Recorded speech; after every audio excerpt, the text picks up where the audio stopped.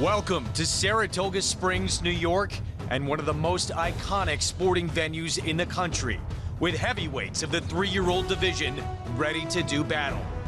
Inches away from Kentucky Derby glory, third in the Belmont, can Leone solve his issues in the stretch and have a breakthrough performance? On occasion, he's been brilliant.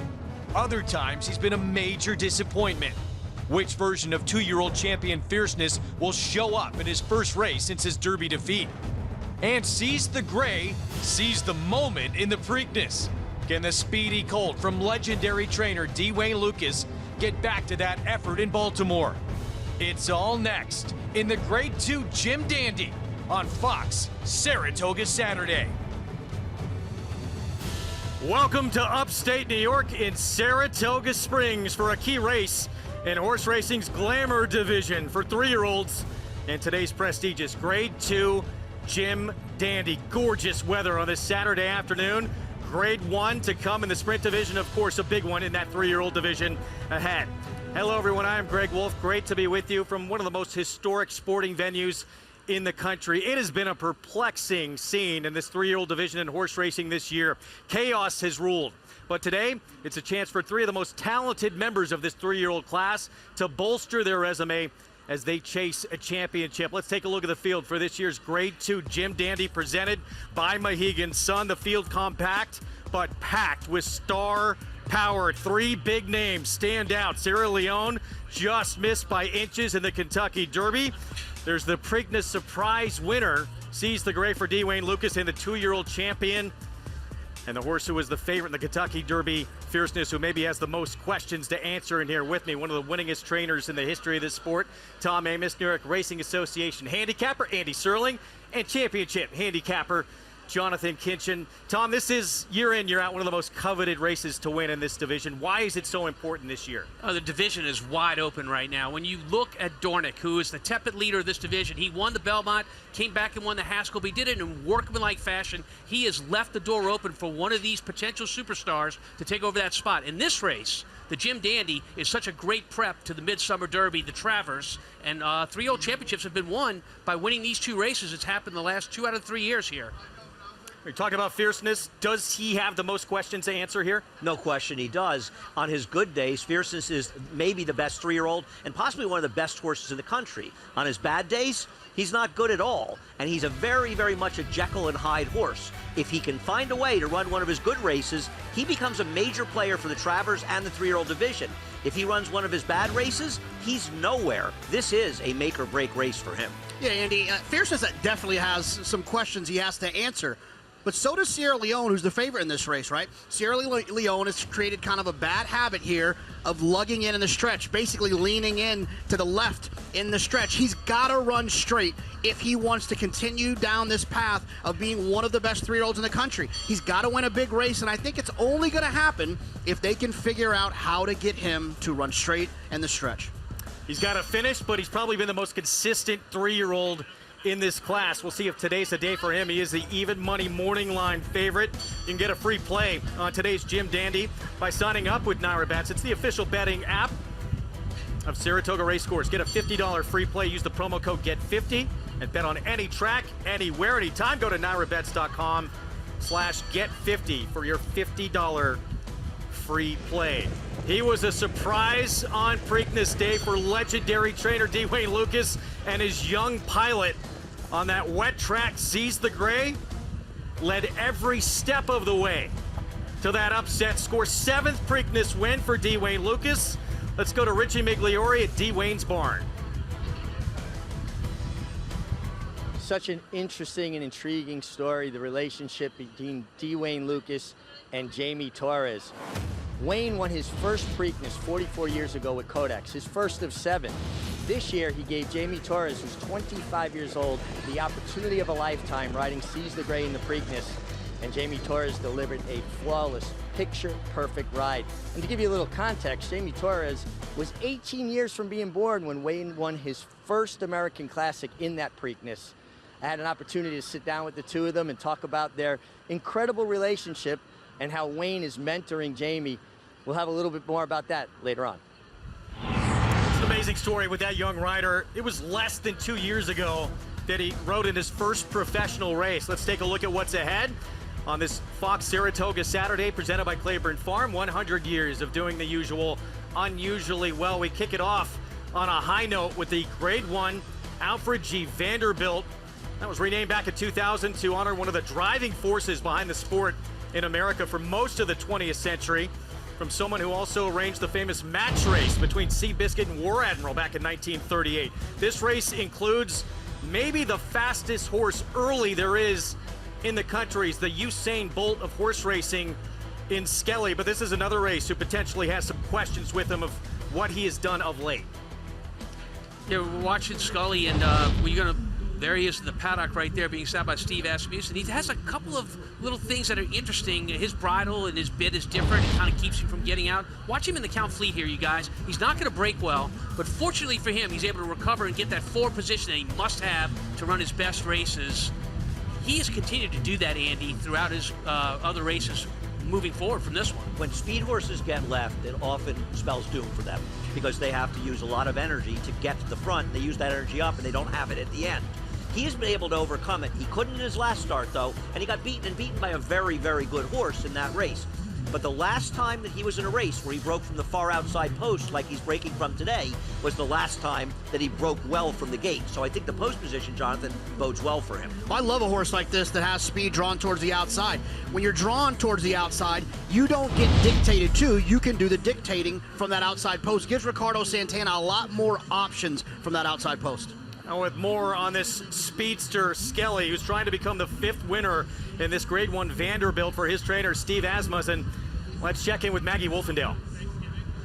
And Greg, I'm so pleased to have a very cooperative co-host in Chick, who I'll jump aboard to get a view of these horses out on the track. But Chick's going to demonstrate the blinker that Skelly wears. He wears this extension blinker covering his right outside eye. And as I spoke to Hall of Fame trainer Steve Asmussen yesterday, it's all about how he's positioned in the gate. So this is kind of a typical stance that you're going to see the assistant starter take.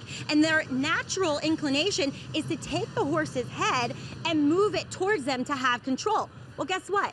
He can't see out of that eye. So he's not seeing the gates open. So Steve said, this is what Ricardo Santana has to remember to tell the assistant starters. You got to make sure this horse's head is straight so he can see the doors open and leave appropriately. It's what has happened in his last 3 starts when he's gotten left. This is a brilliantly quick horse. It's all about the break today, as he does have a coveted outside position, Greg.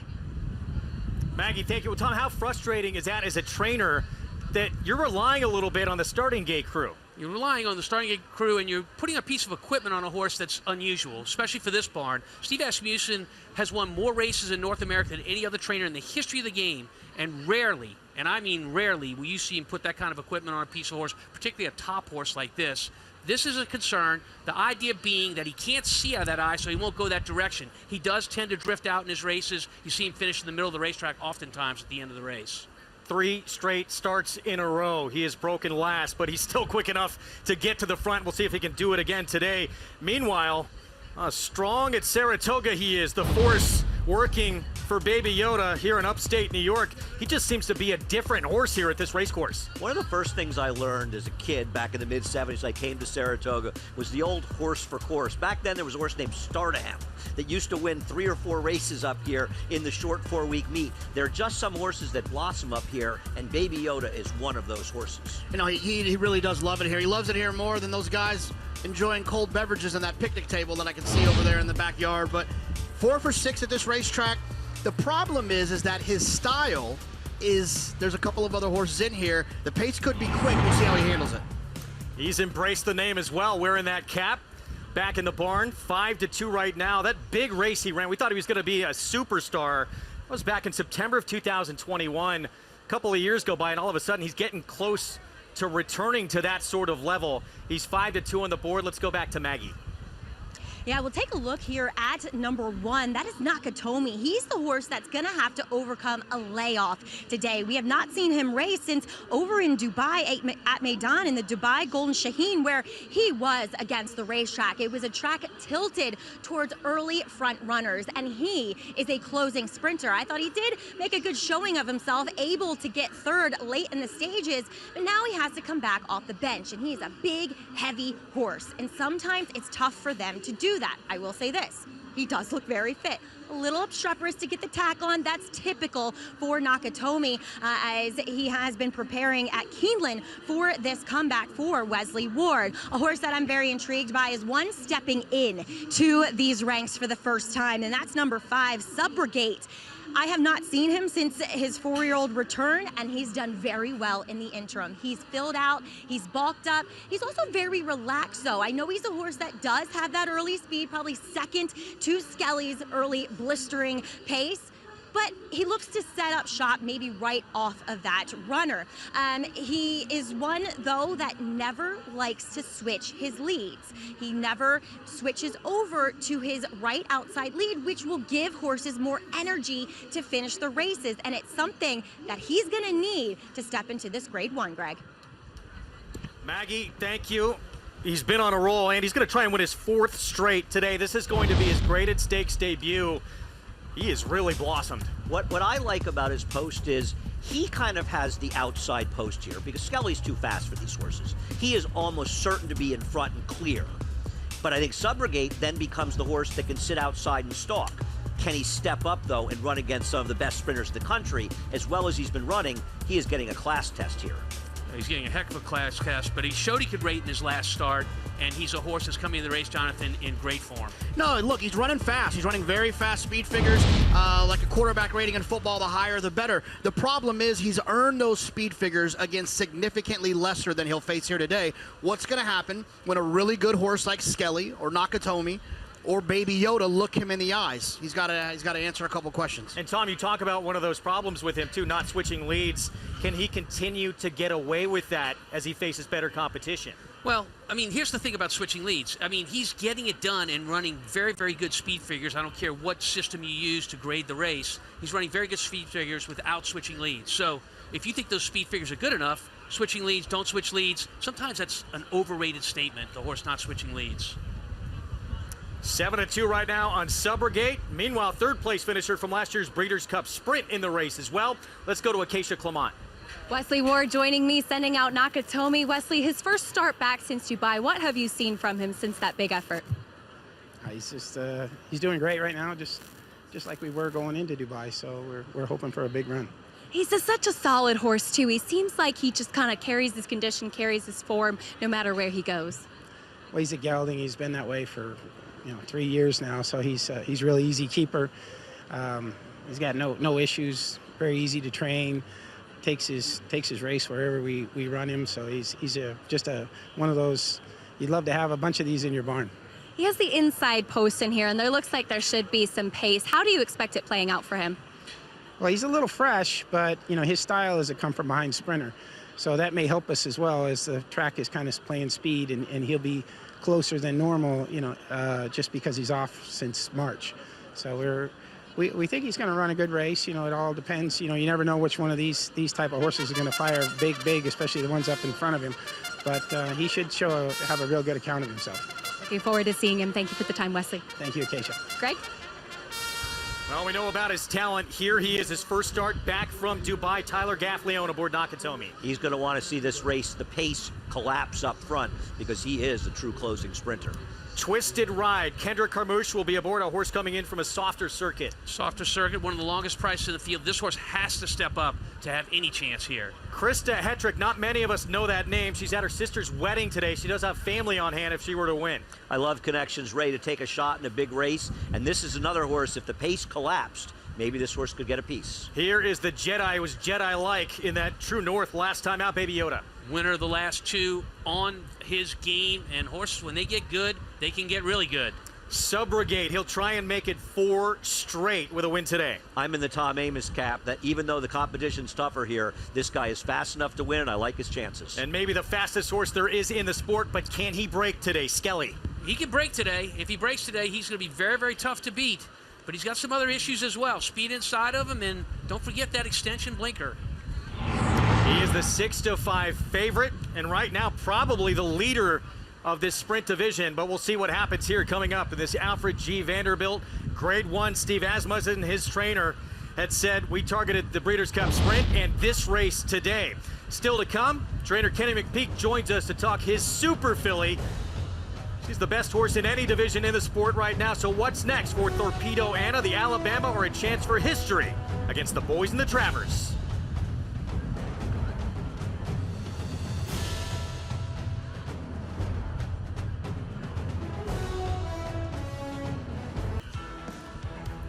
We're back on our Fox Saratoga Saturday coverage. How important is this meet? So important that every Grade 1 run here gets its own individual flower blanket. That's the blanket being made for the Grade 1 Vanderbilt. One of the biggest prizes there is in this sprint division. That's the hardware you'll get to take home as well with this win, not to mention a $350,000 purse. Elite Power won it last year. Back-to-back champion. Let's go to Mig. Mig, does this race go through the speedster, Skelly? Well, obviously he is the horse that everybody's got to beat to get to the winner's circle. He has that big extension blinker. He's the last one in. I do think that'll help him break better. But the key is having him look down the racetrack where his left eye, the one that's not hindered with a extension blinker, without a blinker cup, can see the break coming. But he's got a very fast horse right next to him in Subrogate. And usually when two very fast horses are drawn next to each other, that's when you see them kind of hook up early. Subrogate's going to get his class test today. He's got a very talented Skelly outside of him. That's why I'm going to the 1, Nakatomi. I think he is the most consistent closer in a race loaded with speed. How do you see it, Mag? You're right, but I took the opposite approach in here, Meg, as I went with the quickest horse in here in that Skelly, warming up beautifully, looks fantastic, and like I demonstrated back in the paddock, I hope they remember to keep his, well, exposed eye in the clear when he gets in the gate. Now let's talk a little bit about Baby Yoda, as he is a horse that loves it here at the spa. 2 back at Aqueduct. I thought he looked better than ever, and him and Eric Cancel, his rider today, who, by the way, checked in with him after a fall yesterday. He said, I'm hanging in there. These guys are just so tough, toughest athletes, I think, across the board in world of sports. But Baby Yoda, a little bit more quiet than I've seen him in his last 2, but still moving really well. And Eric gives him this big, elaborate warm-up to make sure he leaves there running. So we'll see what he does if the Saratoga sweetheart gets things done here in this Vanderbilt. Guys, though, Subrogate, he warmed up best of all out here on the track. I love to hear that, Maggie. Subrogate will be my pick. The fact that he does refuse to switch to his outside foreleg or switch to his outside lead in the stretch is definitely something that is a concern for me with this class test today. But I spoke to his trainer, Jorge Duarte, back in April when he came off the layoff, and he said it's just how he is, and we don't get in his way. He goes out there and he flaunts his stuff on the track, and I don't think he's a need the lead type, Greg. I've loved what I've seen from him coming into this race. 3-1. Thank you, Acacia. On Subrogate, obviously a big class test for him today, Andy, facing competition the likes he's never seen. No question, and that can go both ways. Sometimes you just run their races, sometimes they're looking tougher horses in the eye, and they wilt. I don't see this race as loaded with speed. I see one very, very fast horse and some other horses that can stalk. I believe very strongly Skelly will clear the lead, but I'm hoping Subrogate can stalk him and run him down the stretch. I'm excited to see Nakatomi with a chance to run 6 furlongs. He's a late-running sprinter. I think a lot of people think that maybe longer is better for late-running sprinters. Elite Power taught me that lesson last year. I think his kick is more devastating in these shorter races with a lot of pace to close into. Tom, a concern for him with all that international travel coming back from Dubai? I think so, but you know, we've learned through the years how to do that. Wesley Ward, his trainer, has done it with so many horses successfully. I don't think it's a concern for this stable. Grade 1, Alfred G. Vanderbilt still to come. 3 of the very best 3-year-olds in the country to line up in that Grade 2 Jim Dandy. There is Steve Asmussen trying to collect a 5th victory in this race. He has trained some of the great sprinters in recent memory. Matoli, we all remember Jackie's Warrior. Is this the next to collect this Vanderbilt win? The incredibly fast Skelly. Keep your eyes on how he breaks from the gate. Let's send it upstairs for the Grade 1 AG Vanderbilt to the voice of Saratoga, Frank Miramati. Greg, here's Skelly taking up his spot.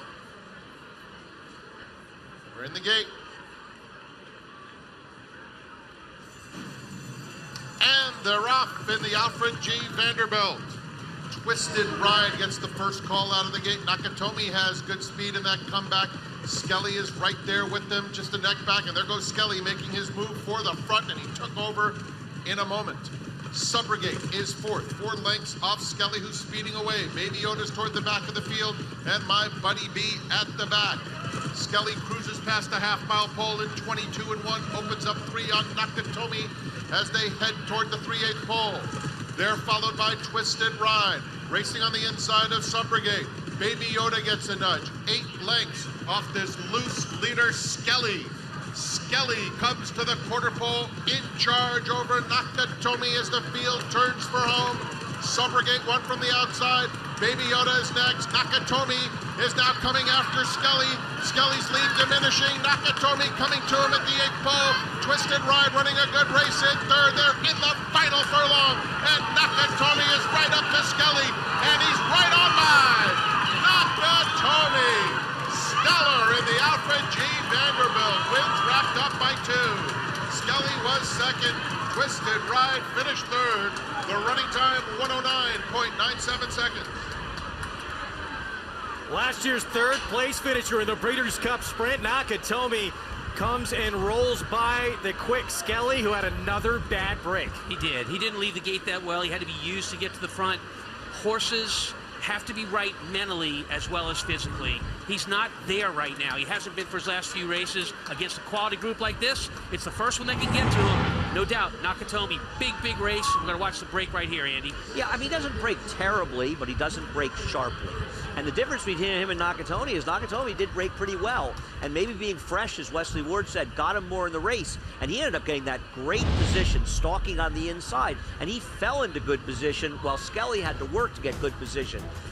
Baby Yoda didn't show up. Subrogate did not pass the class test, but Nakatomi got the right ride, the right trip, and was able to run down. A nice call, Jonathan. Wolfie, I feel like I just won a bet on a football game where I said that Tom Brady was going to pass for 400 yards, but really they rushed the ball for 300. I thought he was going to come from way out of it. He just broke so well. He found himself so close. He's a really cool horse, and congratulations to Qatar Racing on this Grade 1 win with Nakatomi. Yeah, certainly big one for Nakatomi. Wins at 7-2. Skelly has to settle for second. Let's go to Maggie on horseback. Here with winning rider Tyler Gaffleone. And Tyler, you just said to me, I'm just so proud of this horse. I really am. You know, I've been on him since he was a 2-year-old. He's put up some incredible races, but we just haven't been able to break through. But today, he really pulled it out, and he got the job done. Wesley seemed fairly confident in him coming back off the layoff. What did he show you in the race? And Wesley also saying that look for this horse to be a little bit more involved than what he usually is. Yeah, you know, he has a tendency to kind of not get out of the gate so great.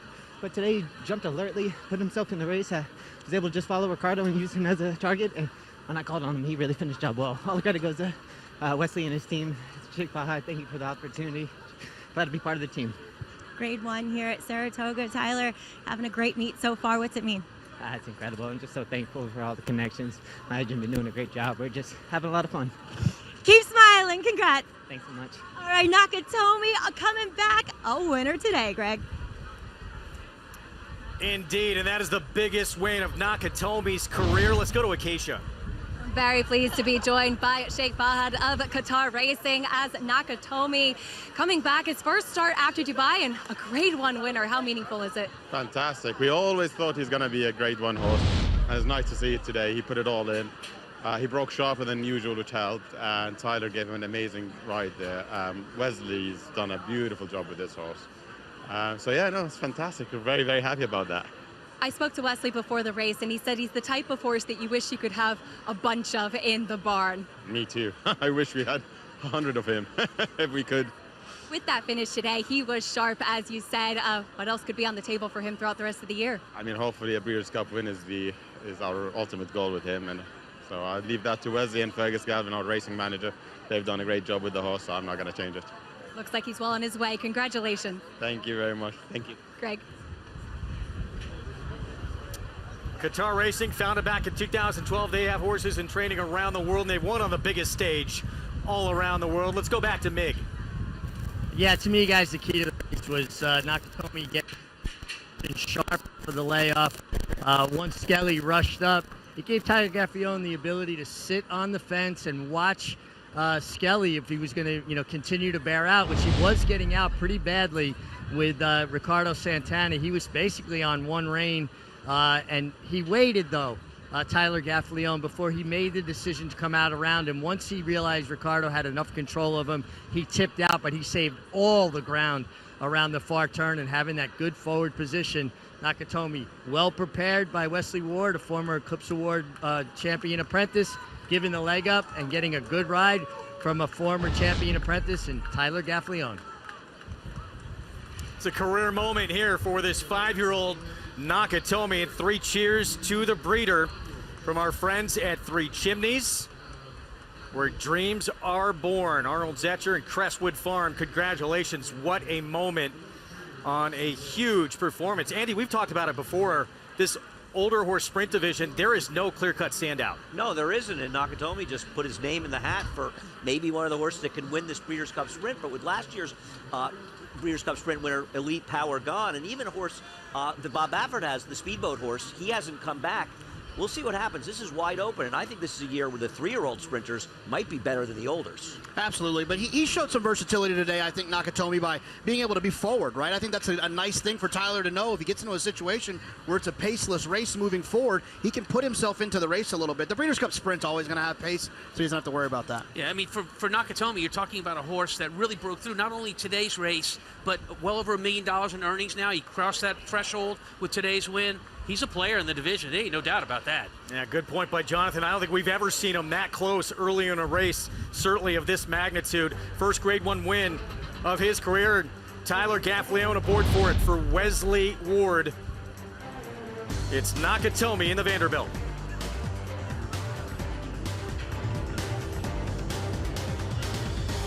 Fierceness show the brilliance that made him the Derby favorite in his first start back since his Kentucky no-show. If he can, the 2-year-old champ might be ready to move back to the top of his class. It's been the same old erratic story in the stretch for Sierra Leone. His trainer has tried a new rider, new equipment. Will today be different in the Jim Dandy? The MiG sits down with the most unlikely duo in racing. The Preakness winning team of 88-year-old legend Dwayne Lucas and the young rider he's taken under his wing. And it's the decision everyone in the game is waiting on. Trainer Kenny McPeak joins us to share if it's the Alabama or a date against the boys in the Travers for his super filly Thorpedo Anna. It's all still ahead on Fox Saratoga Saturday.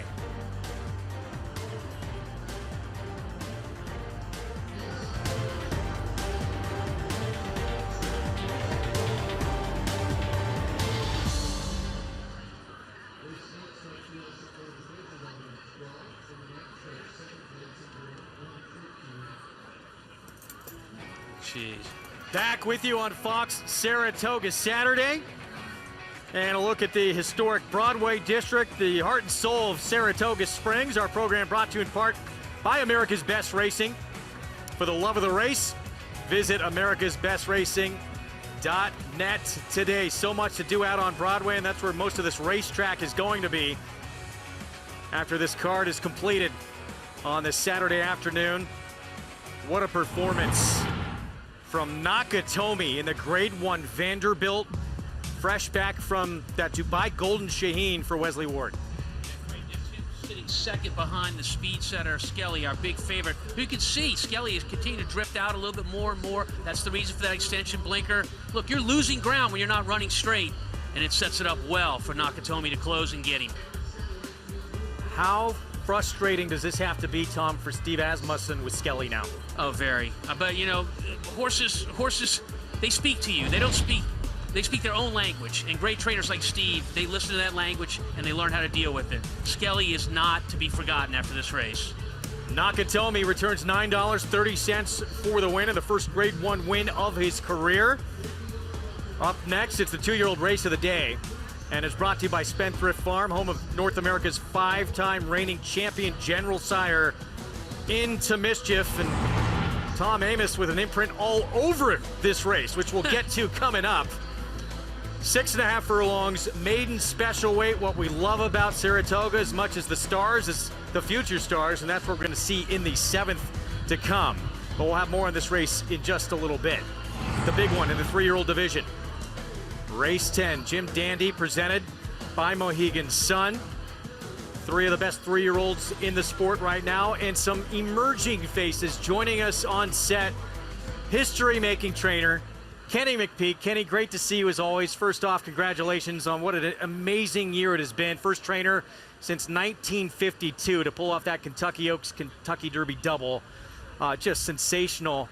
Have to ask you first about the new face here. I guess Gould's Gold has been best known to this point as being the workmate for Thorpedo Anna. Why decide to take a shot with him in this race today in the Jim Dandy? Well, you only get so many opportunities against straight 3-year-olds, and we've got the allowance condition, which up here they're not riding a straight 3-year-old a other than, which you've got to go against older horses. And at this stage, you got a short field. This horse has been kind of step forwarding every time, and we're going to give him a chance to do it one more time. I mean, I do think it's deep water for him. He's going to have to find several links to improve here, but I do think that some of the bigger players have some Achilles heels out there, and it's going to be interesting to see how the pace unfolds. It's going to be interesting to see how Sierra Leone comes running, if he comes running. So it's definitely a jockey's race because there's 3 speed horses. Maybe we lay 4th, 5th, who knows, but he deserves a chance. Kenny, the Oaks Derby double has been done since the 50s. Greg mentioned that. Ben Jones, a Hall of Famer. It's just a matter of time before you're across the street as a Hall of Famer yourself. That moment of knowing you did both and it hadn't been done since the 50s, what's that like? It still gives me goosebumps. You know, it's all about good horses, though. You've got to have them, and I don't care how hard you work if you don't have good stock. And we've worked hard at trying to find better horses. And of course, you have a lot of average horses in the barn to get to those good horses. So it's a bit of a long process. And honestly, I feel like I got lucky that it all came together in one weekend. I'm still a little bit in awe that we did it. Let's talk about your super filly. There has been no one in any division in the sport who's been more dominant than Thorpedo Anna. We saw it again the other week in that performance in the Coaching Club American Oaks. So will it be in her same division in the Alabama, or do you try and tackle history and go against the boys in the DraftKings Travers? Well, let's get right to it because I know that's what everybody wants to hear. So, and I wanted to get this out early because I don't want to take the next month or 4 weeks and everybody keep asking and asking and asking. We are headed to the Travers, and I'm going to give you a list of reasons why. I spoke to David O'Rourke, I think it was last Sunday or Monday, reached out to him, you know, how do we approach this if we do this? You know, I'm a big believer that the sport needs stars, it needs promoted, it needs lifted. She can do that, and we're lucky that she's there to do that. And the Alabama was a race that is going to be really boring if I run her in it. Nobody was really going to run against me. I'm pretty sure of that. I thought she could go out there and knock out a third one for us, but I don't think that's a big enough challenge for her. I worked her against Mystic Dan all winter long. I mean, she made him huff and puff on a regular basis. I'm going to tell you, she helped him win the Kentucky Derby because she got him ready. And he'd work with her and just come back and go, whoa, what was that? So anyway, and then she's worked against Gould, and Gould can't handle her at all. I mean, she gallops out way in front of him.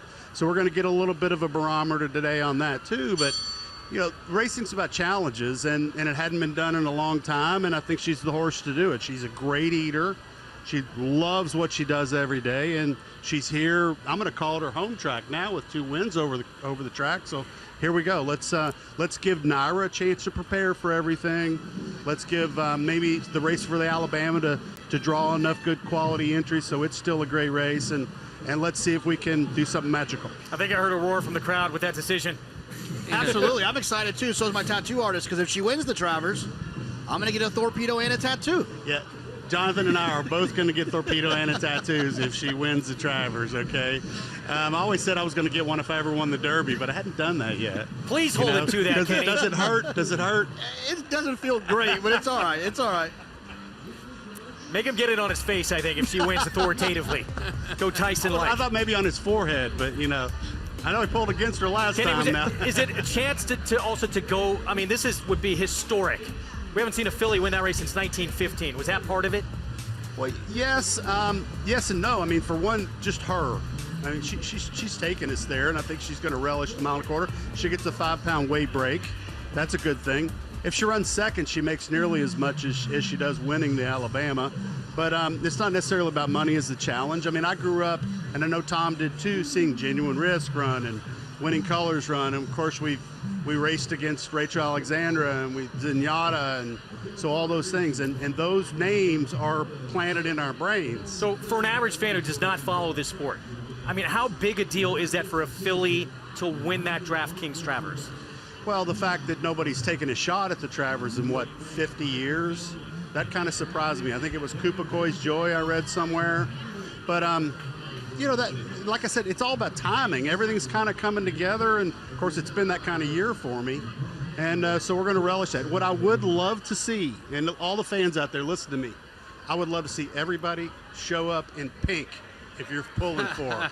Pink hats, pink shirts, pink socks. I'm going to be wearing pink. Anybody that's pulling for Anna, wear pink. I'm going to wear pink. Circle I'm going to have a pink jacket on. 24th on your calendar. It is going to be a monumentous it's already, I mean, it is one of the biggest races in the year, the unofficial fourth leg of the Triple Crown. But now with Thorpedo Anna going against the boys, that becomes a huge moment in the sport ahead. Still to come, as much as Saratoga is about the best horses competing in the biggest races, it's also about the future, as in future stars of the sport. Is Invictus one of them? His pedigree would say so. We'll tell you all about it with his debut coming up.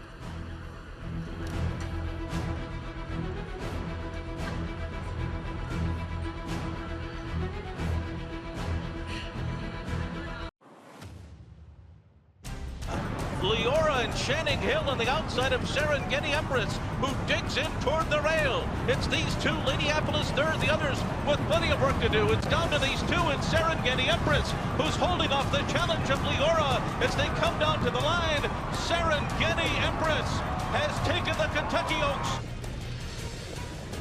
What a moment, 2019 Kentucky Oaks for trainer Tom Amoss, a career-defining victory. We're going to see her first baby coming up. Tom, what made her so special? She had devastating speed. She liked to use the beginning of the race to run them all off their feet, and that was her game, and she was so good at it. Such a pleasure to work with. She brought me so many great moments. I wish everybody could see the smile on my face. It matches the one on TV right now. And one thing I was so really proud of, when she left the racetrack, she walked off the racetrack just as sound as could be, could have run the next day if we wanted to. Her owner, Dr. Joel Politi, and I, we took great care of her, and she rewarded us over and over again. Her first baby coming up, we're going to see in this 2-year-old race here at Saratoga. Invictus for trainer Brad Cox. Sold for $1.2 million. A look at Invictus. And trainer Brad Cox says this one, like his mother, seems to be pretty quick. Let's go to Maggie. Yeah, checking in with Invictus, gorgeous horse, as one would suspect when they pay $1.2 million, regardless of the pedigree, but that also helps quite a bit. Looking forward to this son from Serengeti Empress, who was devastating in her Grade 1 ballerina win. He is, like I said, an athlete through and through. He's very laid back too, and now let's not forget that Serengeti Empress also won the Kentucky Oaks. This race 6.5 furlongs. Would not be surprised if he needs a little bit more ground to work with moving forward, but could be just talented enough to get the job done here. Wish he was a little bit more energetic. That would be my only concern about him here today. Moving on to number 4, Chancer McPatrick, who is taking a lot of money. This guy worked 21 flat at the OBS April sale, doing it without being asked.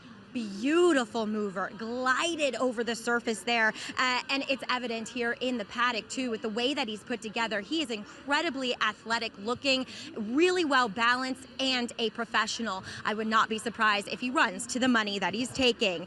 Todd Pletcher will send out number 6, Noble Confessor. I remember talking to Todd before the beginning of the meet, and he said, I really like, he doesn't have a name yet, but I really like the son out of Sweeter Than Wine. Well, here he is And watching his Breeze 2 back from the gate, he broke really well. Now, with a horse who did not run very well in his debut in Social Hour, he was a little green when walking in here, but he is so well prepared from a fitness standpoint. He is incredibly fit. I like the 6.5 furlongs because, again, another horse, Greg, that hints at wanting more ground. I would not be surprised if many of these continue on in their racing careers over longer distances. Maggie, thank you. Approaching the 7-minute mark to post here for this 7th race coming up. Majority of this group debuting 2-year-olds, first ever start coming up. Potential future stars of tomorrow. We'll have more on that in just a moment. The favorite in this race for the leading trainer right now at the meet, Chad Brown. That is Chancellor McPatrick, the 4, 5-2 on the board. And of course, Steve Asmussen, he'll send out this horse. He is always dangerous with his 2-year-olds. This is Tiz-tastic.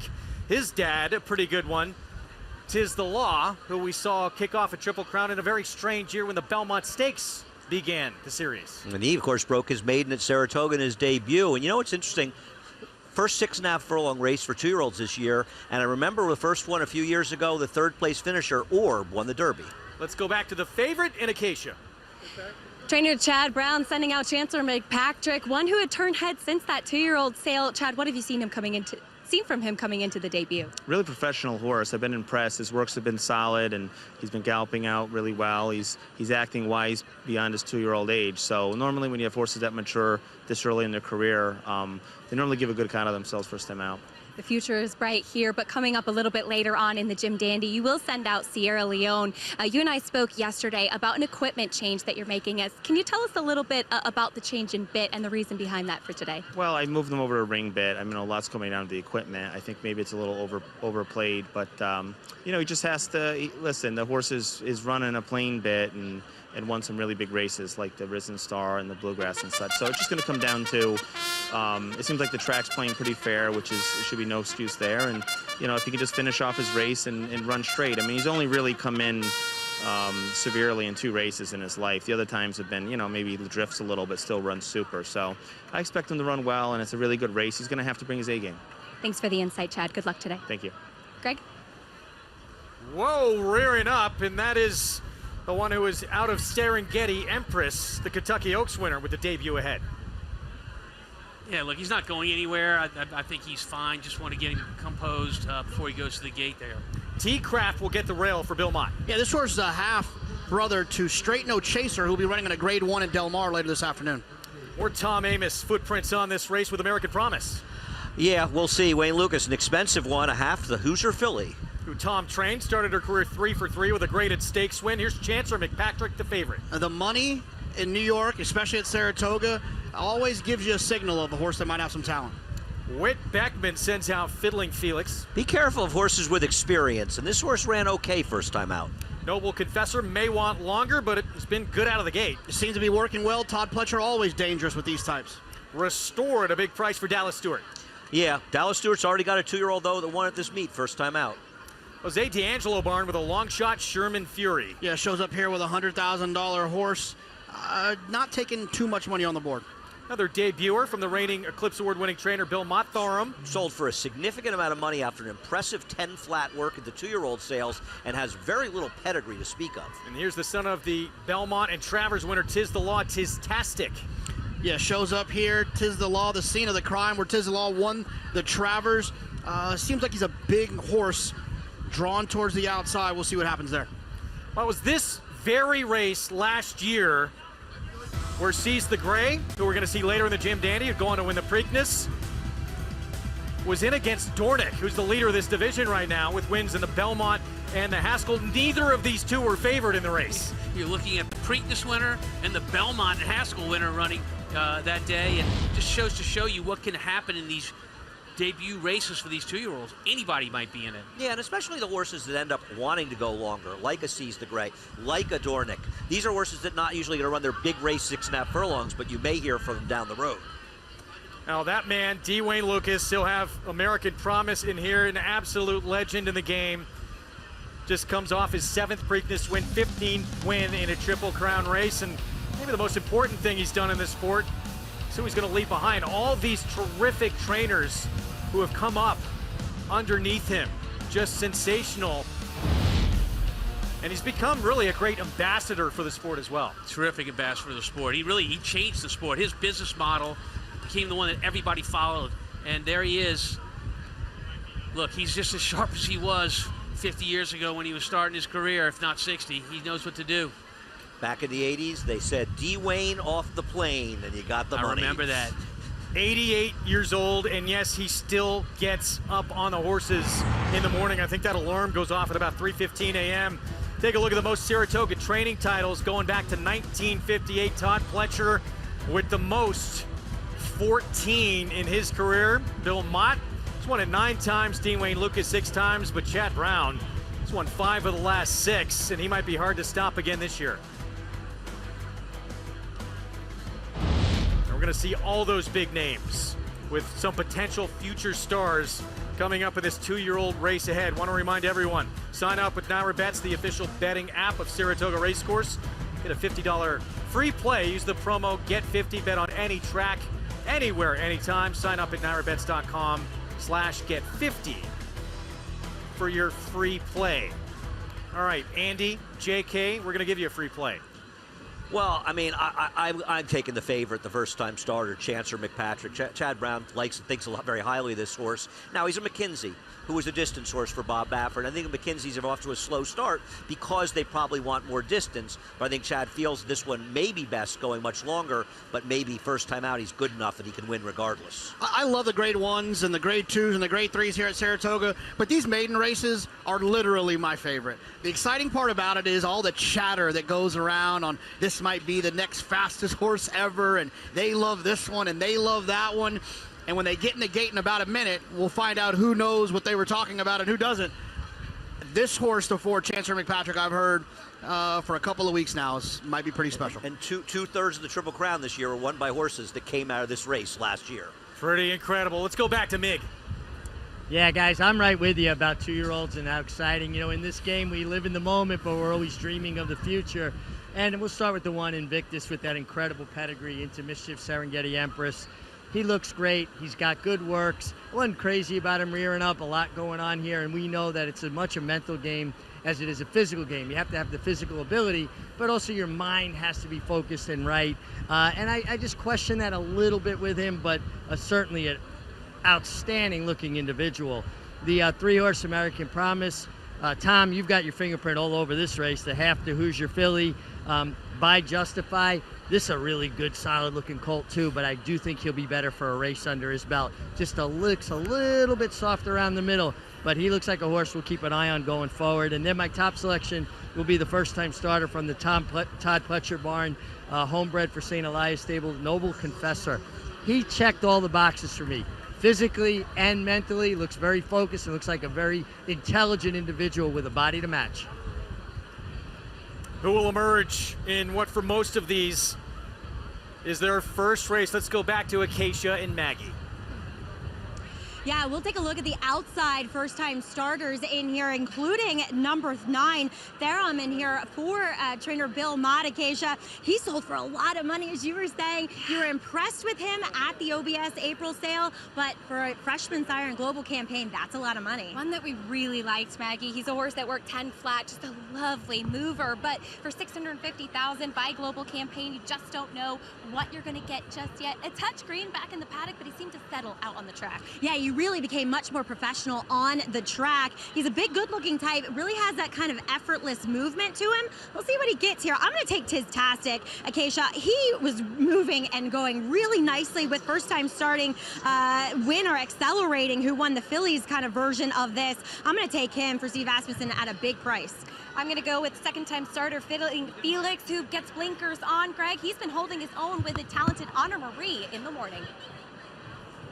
That's a horse headed to the DraftKings Travers as well. Thanks, you two. Again, it was in this very race last year that our eventual Preakness and Belmont winner came out of. Seize the Gray won that race. Neither of them favored that day. Do we have a potential Triple Crown winning horse debuting in this race coming up? Let's send it up to Frank Miramati for the call. Waiting on Tiztastic.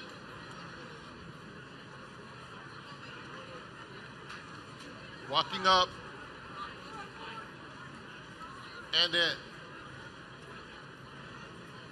They're in the gate.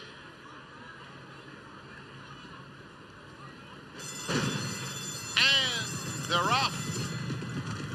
It's a fast start for Sherman Fury, and also Noble Confessor is very fast. On the inside, here's T. Craft joining the fray, and Invictus. Invictus now second as T. Craft leads the way. Invictus a length back second, followed by Noble Confessor in third. Then comes Tiztastic and Sherman Fury right together, fourth and fifth. Restore is 4 lengths behind them.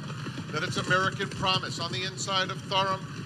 Chancer McPatrick and Fiddling Phoenix, who was off slowly, is moving up through a quarter that went in 21 and 4/5 seconds. So it is T-Craft coming to the 3/8 pole, leading the way by a length, chased intently by Invictus in second, and Noble Confessor is right there, a close-up third, making his move now. Another 3 back to Tiztastic in fourth. Fiddling Phoenix. Felix continues to make headway. He's guided to the outside for the drive. They're at the top of the stretch, and it's T-Craft with a 2-length lead. Noble Confessor is chasing him nicely in second. 3 lengths back, Tiztastic and Fiddling Felix. Extreme outside. Chancer McPatrick is coming alive late. T-Craft still with a 3-length lead, but here's Chancer McPatrick flying at him on the outside. Chancer McPatrick in the shadow of the wire. Runs down T-Craft, Noble Confessor, and Fiddling Felix. Chancer McPatrick from the clouds to get this win. First time out for Chad Brown with Flavian Pratt in the irons. What a performance. Man, they went fast up front early, you guys. It's set up for someone to close, but for Chancer McPatrick, this is a horse that was so far back on this racetrack, I didn't think he had any chance. But when they came to the lane, he moved outside and he took off. We already saw a grade 1 race. We've got the Jim Dandy coming up, but I'm not sure. We just didn't see one of the most exciting results we've seen all season. If you're new to this game, I just want to give you a quick little lesson here. This horse was not supposed to win based on how the first part of this race went. I looked at Andy in the middle of the race and I said, he better be a super horse if he's going to win this one. And I said, well, he's not going to win. You saw him right there, check out of traffic. You're doing that, Tom, at 6.5 furlongs with a horse that we had loose on the lead. You're not supposed to win. You're not supposed to win. And every time you notice the Flavian Pratt move his goggles down, it's because all the dirt they're taking from the kickback from those other horses. When he moves him outside away from that dirt, which he does right here, this horse runs. And I think another important thing to note about the race is what Greg just touched on. He ran down the speed of this race. The race didn't fall apart. It's not as though a lot of closers were getting in the race. Absolutely no closers got into the race at all. In fact, everybody just fell back, and there were 2 horses at the wire, the Speed and this horse. This is a very good horse. Remember this race, overcoming adversity to get this win in a race he probably should not have won. And for Chad Brown, leading trainer at the meet, he's won this meet 5 of the last 6 years. This is his 3rd first-time starter winner he has sent out. Yeah, over the last week, starting last Saturday. I mean, this horse, and this horse is bred to go farther. I mean, closing horses that win closing, sprinting, you often wonder, but a 2-year-old doing it first time, Tom, you got to think this horse is going to relish more distance. Oh, yeah. The way this horse came to the wire, he was just starting to run. Look, no doubt this horse was helped dramatically by the pace up front, because they went really, really fast. And talking about that, the pace, T-Craft, the 2-horse who got snapped race. at the wire. Huge race. Yeah, that horse ran outstanding. Yeah, well, 16-1. But this race all about Chancer McPatrick. Let's go back to Mig. You know, it's always impressive when a horse wins first time out, but it's doubly impressive when they win from off the pace. Take all the kickback that Chancer McPatrick took. And I love the way that Flavian Pratt, he was edging up in behind horses, but before he tipped out to the clear, he kind of made the corner. And when this colt saw the clear, he just bore down. I mean, this was impressive. Right here, he just tipped out to the clear, got all that kickback out of his face, and he drops his head. Watch how his head kind of lowers and reaches out, and his stride just lengthens and lengthens. This was impressive. Like I said, we see a lot of young horses win wire to wire, showing speed first time. This guy took kickback, was professional. He acted like an older horse, and he just ran down a loose on the lead T-Craft. That pilot, Flavian Pratt, one of the great riders in this sport, and it was Chad Brown who sort of talked him into coming to the East Coast, moved from the West to get these big opportunities in some big races and be on horses that have a future, like Chancer McPatrick. He's going to need a lot of mouthwash after all the dirt he ate in that race. And Chad Brown, another winner, leading the way at this meet here at Saratoga. Flavien Prat, one of the very best in the business, and a talented 2-year-old overcoming adversity in his debut still to come. So race trainer Chad Brown says he covets most. The Travers to him would even mean more than a Derby. Continues to tweak things with his star 3-year-old Sierra Leone. Prat returns after getting acquainted with him in the Belmont. Will today be his day?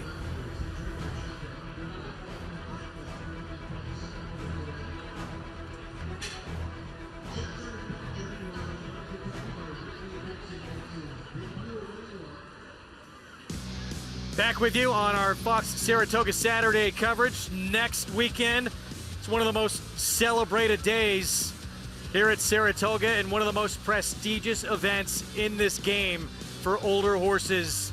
The Whitney, you'll see it on Fox, part of our Fox Saratoga Saturday coverage. How about this debut from this talented 2-year-old Chancer McPatrick encountering trouble? It did not matter. In the end, it wasn't even that close. I mean, you saw him commencing his move about a 3/8 ball, and he just kept on running. That's a long run, Tom. Our Spendthrift Farm 2-year-old race of the day, and a 2-year-old to remember here with this performance, Chancer McPatrick. Let's go to Maggie. Here with winning rider Flavien Prat, and you were just explaining to me that not getting a hold of the track that well early on put you further back than you expected. Yeah, he jumped correctly and crossed the chute. That was going to be mid-pack, and I don't know if he grabbed himself or something, but he took a funny step behind, and so he's kind of fell in the back of the field. But no, very, very nice horse. You went through all of your goggles. You came back in and said, "Ooh, I got dirt in my eye." This horse made up so much ground. That's unusual for a baby. Yeah, exactly. No, but the pace was pretty hot the first part, and he was fit and ready to go, and he ran a good race. You'll be aboard Sierra Leone a little bit later in the Jim Dandy. You rode him for the first time in the Belmont here, Flavien. What did you glean from that experience with him? I mean, obviously it's going to be a different scenario today. There's a short field, but he has a different bridle, so hopefully we can travel a bit better and make a run like he usually does. Best of luck with him. Congrats here. Thank you. Flavien Prat, such a talent in this Saratoga colony. Guys. As good as it gets in this business, Flavien Prat, and that horse will be back aboard in the Grade 2 Jim Dandy. One of the horses with a lot of question marks to see if he can stay straight. Yeah, I mean, Sierra Leone, I think he is the best 3-year-old in the division, but he's not the best 3-year-old in the division if he can't do it right in the afternoons. And although his record is very, very good, he's a horse that has to show it today just as much as anybody, including Fierceness. Sierra Leone, this is his race. It's his race to win. He's got a great post position. He must do it today. No argument here. Let's move on to race 8. We'll be sprinting on the turf. 5.5 furlongs coming up in this next race. Everyone trying to get that first win of their career in this maiden special weight. And the current favorite on the inside for trainer we saw win the Grade 1 Vanderbilt, Wesley Ward. He'll send out Scarlet Poppy as this filly gets set to make her 3rd career start. Speaking of Sierra Leone, big one still to come in the Grade 2 Jim Dandy, presented by Mohegan Sun. And Sierra Leone's going to have that inside post. Could that help this horse significantly for a horse that does like to lug in consistently down the stretch? For sure. I mean, he's going to have the inside rail as his training wheel, just like riding a bike, right? There's Sierra Leone right there. Everybody knows he has a habit of, the term we use in horse racing is lugging in, meaning he wants to drift in when he runs, when he's pressured down the lane, but he's going to be in the 1 hole. So with that inside rail right there, it's almost like a training wheel on a bike, and it should help him. Here's the Preakness winner, Sees the Gray. He went gate to wire on that wet track. You know his game. He's going to the front, no matter if they go after him or not. This guy is fast, and he'll go fast early. And his Preakness win was good, but the problem is it's the only race he's run that makes him good enough to win here, and it happened on a wet track. New face on the scene for the Hall of Famer Bill Mott, batting down. Yeah, batting down has some speed. He's definitely going to be heard from at some point in this race. The problem is there's no horses from that Ohio Derby in this race. And surprising move from a fairly conservative trainer, John Sadler bringing Pony Express east after a maiden win. After a maiden win, he's won one race. He's never faced this kind of competition. But John Sadler, the trainer, he knows how to put him in the right spot. This horse is a serious player just on that alone. You got to pay attention to anything Kenny McPeak is sending out right now. We asked him about Gould's Gold. This horse was second to batten down. Well, obviously he has not shown to be as good as Sierra Leone, but if you're talking about a race with a lot of pace that could come apart, why isn't Gould's Gold in the conversation to at least get a piece? And here he is, the 2-year-old champion. Can he reclaim his spot atop this class? Fierceness is arguably the fastest horse in the entire country. The problem is he doesn't always run that fast. He's done it a few times. There's other couple times he just doesn't show up at all. We'll see which one shows up today. Well, here's this problem with Sierra Leone. May have run the best race. He traveled 23 feet further than the eventual winner, but he continued to bear in down the stretch. He bared in so badly that Tyler Gaffalione, his rider, had to use his left hand late in the race to push off one of his opponents because he was leaning in so hard. Yeah, he ran very well considering the trips in here, as did Mystic Dan in winning the race because he was near the fast pace. But Sierra Leone ran a winning race and probably cost himself the win with his antics. And this is how severe it was. It's Forever Young, the Japanese horse to his inside. Both these horses just missed by inches. Had he stayed straight, does he win this race? Absolutely, he wins the race. So a lot of people thought that maybe it might be the bit that he was using, and it was switched. And we're going to see how much it helped or didn't help in the Belmont. Well, in the Belmont, they made a change.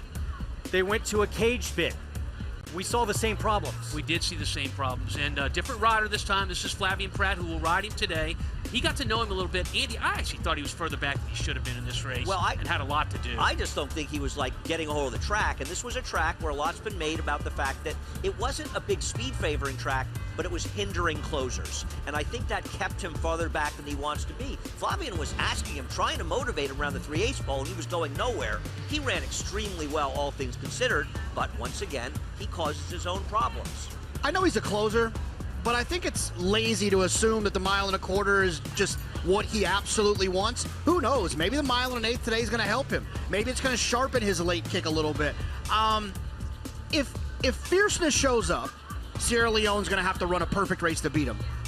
If Fierceness doesn't show up, I think Sierra Leone can kind of keep his antics going and still win this race. Waiting for Fierceness to show up is like waiting for Godot at this point.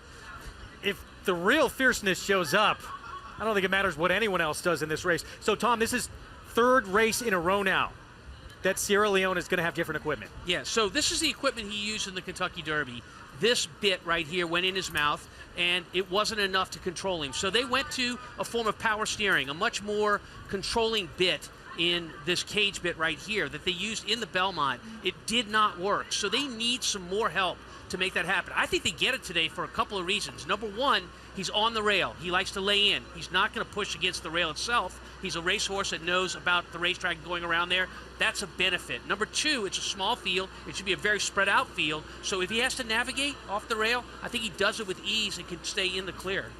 When we talk about lug-in horses, they're often most comfortable on the rail, so isn't really drawing the rail ideal for him? I certainly think so. And I know that the plan has always been to go around for this horse, but I can easily see Flavien Prat making a decision to make an alternate plan and stay on the rail if it's going well.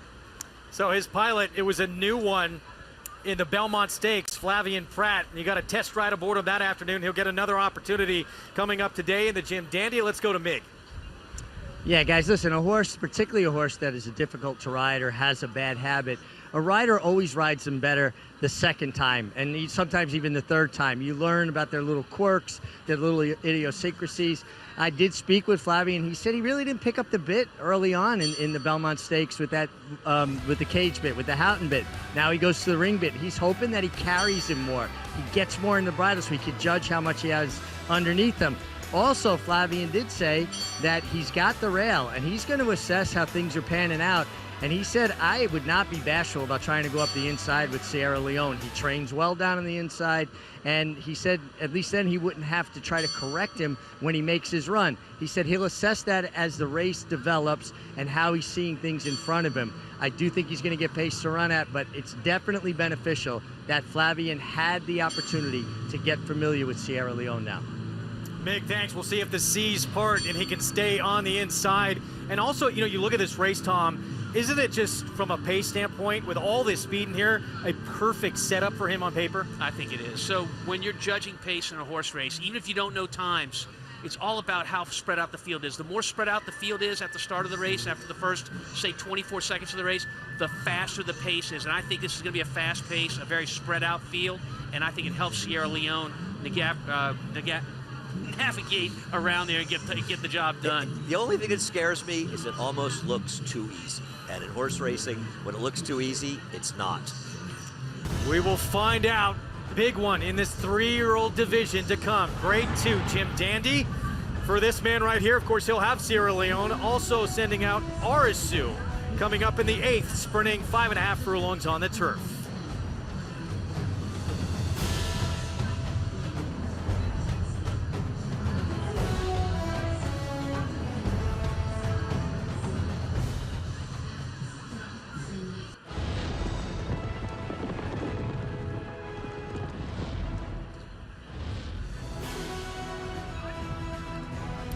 Back on Fox Saratoga Saturday. Beautiful shot overhead of this historic racetrack here in upstate New York. We could not have asked for a more beautiful Saturday afternoon with a big one in the 3-year-old division still to come. That Grade 2 Jim Dandy presented by Mohegan Sun. Let's take a look at, again, the field that's going to line up and their odds. Sierra Leone, that even money morning line favorite. The 3 big names in here we've discussed. Some new faces, though, and this is the time of year when some of these 3-year-olds can start to develop and get a lot better. Bill Mott, the Hall of Famer, he'll send out Batten Down. His brother just missed in this race back in 2019, Tacitus.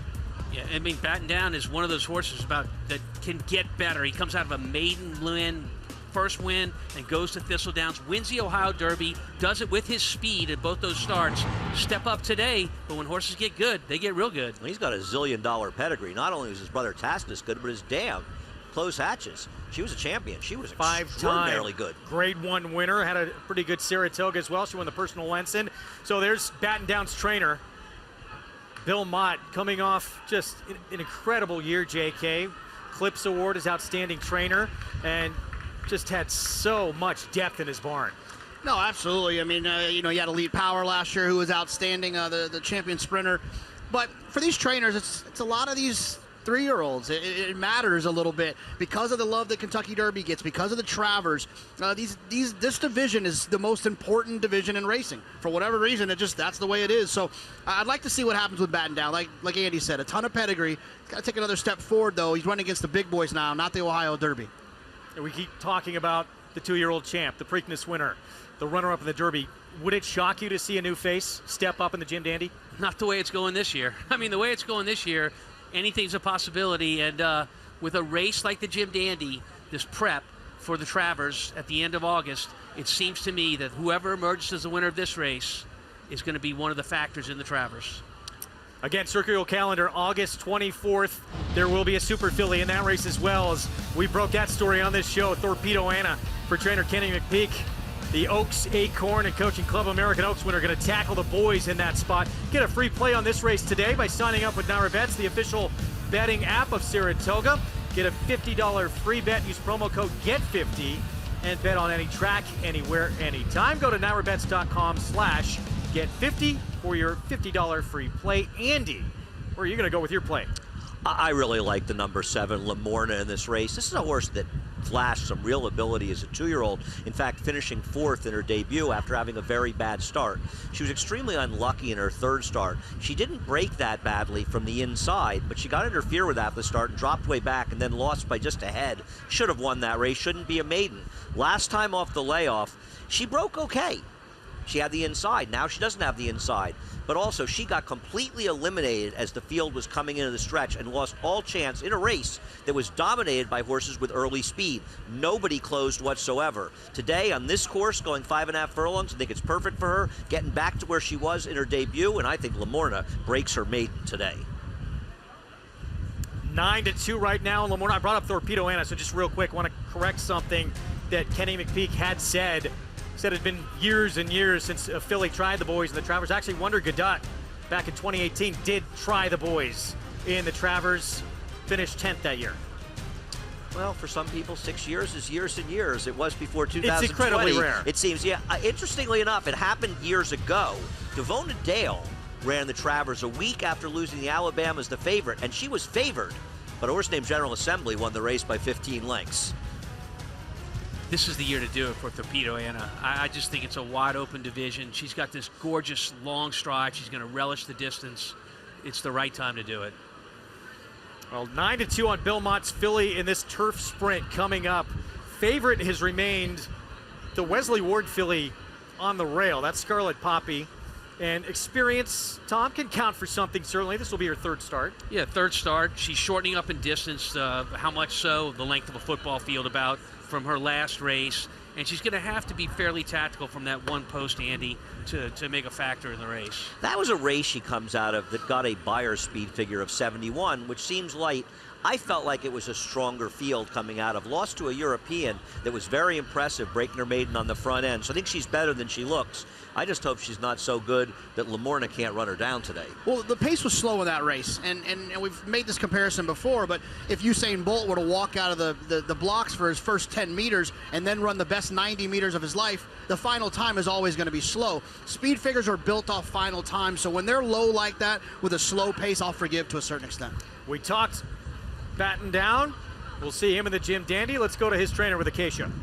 Bill Mott joining me here, sending out Batten Down in the Jim Dandy. Bill, the full brother to Tacitus, who you trained. And it seems much like Tacitus. It's taken him a little bit of time to put things together, but he's been doing that lately. Right. I think he stepped up a lot. I mean, he had a couple of races, finally broke his maiden at Churchill Downs, going 1.25 miles, and a big step into the Ohio Derby, and now another big step into the Jim Dandy. But he is from a late developing family. The Tappets seem to get better as they get older.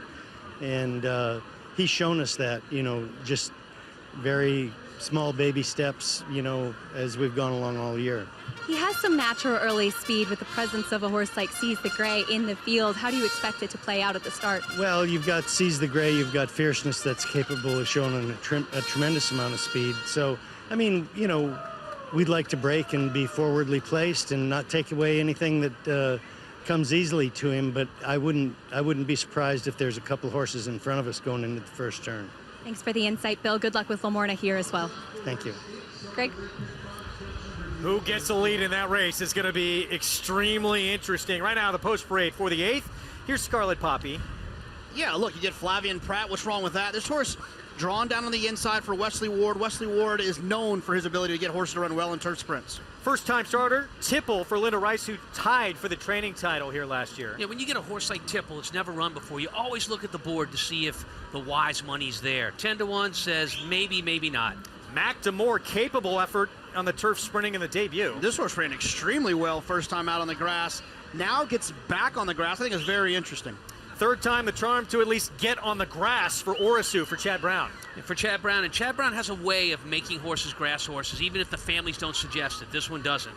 Aunt Nona was a huge price first time out for John Kimmel. We talked about that slow pace in that Scarlet Poppy race. This horse was close to that slow pace. That's a downgrade for me.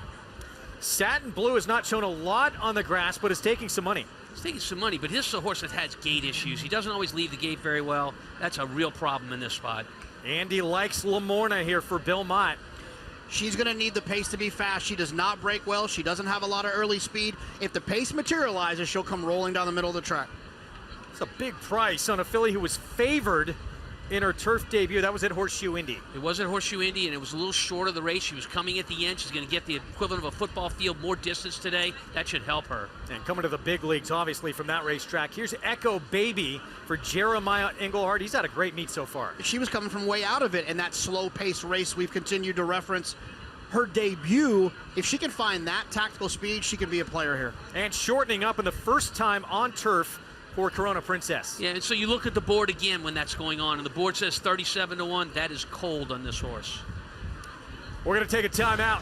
4 minutes to post here in the 8th from Saratoga as the fans living it up on a gorgeous Saturday afternoon in upstate New York with a big race to come in that 3-year-old division. The Grade 2 Jim Dandy still ahead. Stay with us.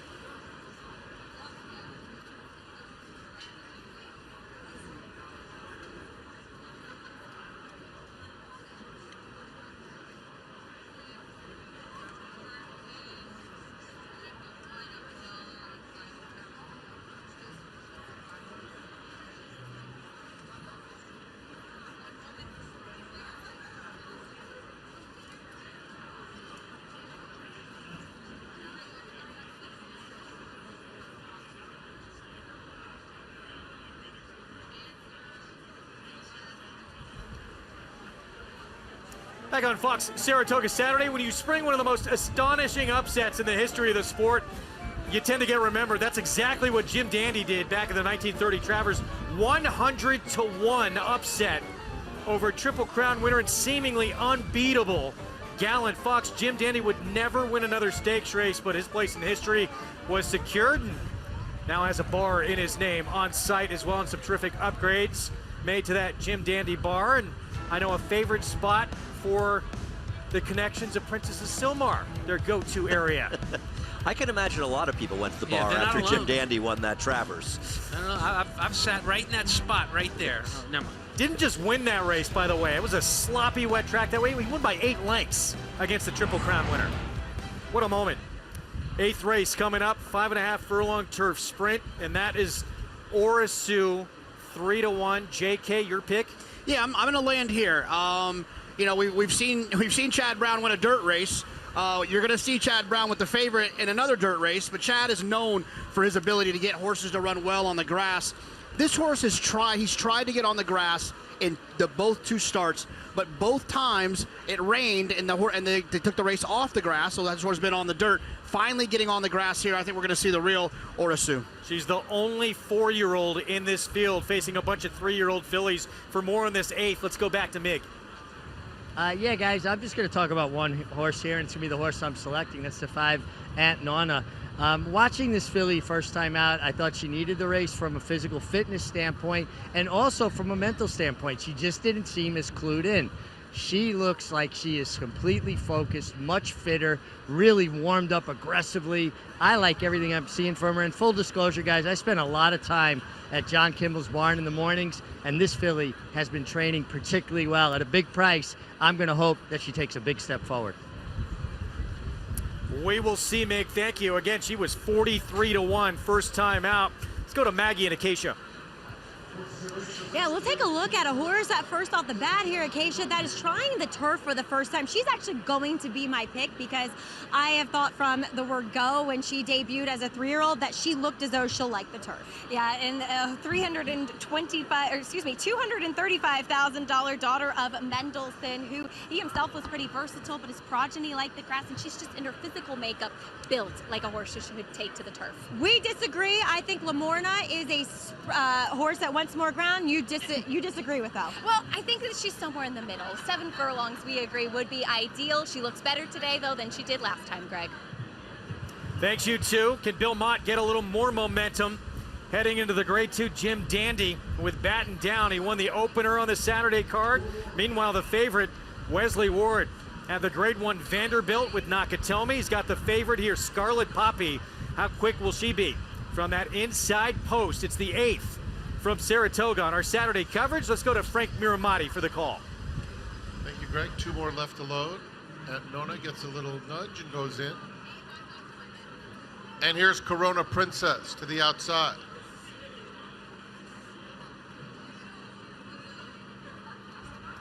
They're in the gate. And they're off. Stumble there for Satin Blue at the back. A very quick start for Mac Tamor, who's going right to the front. Arasu and Nona on the outside moves up now to challenge for the lead. A close-up 4th is Echo Baby, and they're followed by Day Dawning 5th on the outside of Scarlet Poppy. It's a break of 4 back to Corona Princess, who is followed by Tipple.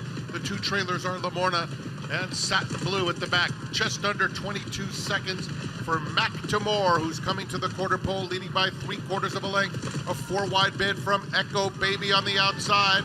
Echo Baby very wide, but very much in the thick of things. In between those two, Arasu fighting on willingly, and she's now coming after Mac Tamor with a furlong left to go. Just behind them, Day Dawning trying to thread through traffic. Waiting for room is Scarlet Poppy, and from way out of it, here's Lamorna. A 16 to go. Lamorna and Satin Blue in a remarkable performance in the second. Lamorna, Satin Blue, here's the line. Lamorna beats Satin Blue. Behind them, Arasu, and then it was a battle between Day Dawning and Mac Tamor. They both came from well out of it. Momentum check. 2 wins today for the Hall of Fame trainer Bill Mott. Lamorna from off the pace with Jose Ortiz aboard. She got what she wanted up front. They went very, very fast. She was well back early in the race, but it's set up for a close. Jose Ortiz, her rider, thought he was going to use the rail, then went outside Andy. There it was. This was an absolutely sensational ride, and this horse won a close photo because of Jose Ortiz. If you watch Jose, he's thinking, I know I have to go around him. I could go wide. I'm going to lose some ground. And he took a chance. He stayed on the rail on the turn. And you see him when they turned for home, and it opened up for him, and he was able to slip outside, and that made all the difference. This was a sensational ride. Wolfie, the question we always get as horse racing analysts is, does the jockey matter? And a lot of times, I think anybody in the room would win on a certain horse and a certain performance. But this is a situation where the jockey absolutely mattered. And the way that Jose and the decisions he made are why this horse is about to get his picture taken. Turf racing, rider usually means a little bit more, doesn't it? Yeah. And I think Jose Ortiz, honestly, I think he always used to watch how Joel Rosario rode these turf sprints, that saving ground, that patience in doing it. And this is the kind of move he off-road made.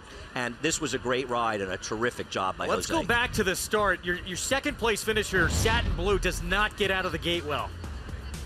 Keep your eyes on the 6.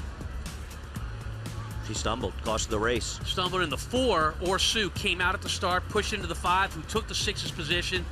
6 ended up way back further than you want with Satin Blue. If you bet the 6, and Tom and I like, we both like the 7, but if you bet the 6, you have a right to be upset. A little bit of luck never hurts. Lamorna, what a ride as well under Jose Ortiz. Let's go to Mig.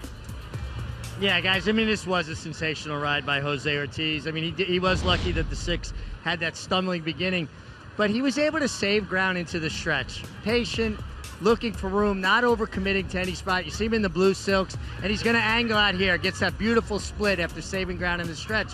Conversely, if you keep an eye on the 1 horse with the Stone Street colors, the gold, no place to go. Just stymied in rush hour traffic while Jose was able to get run, and the 1 basically had no room to run the entire stretch.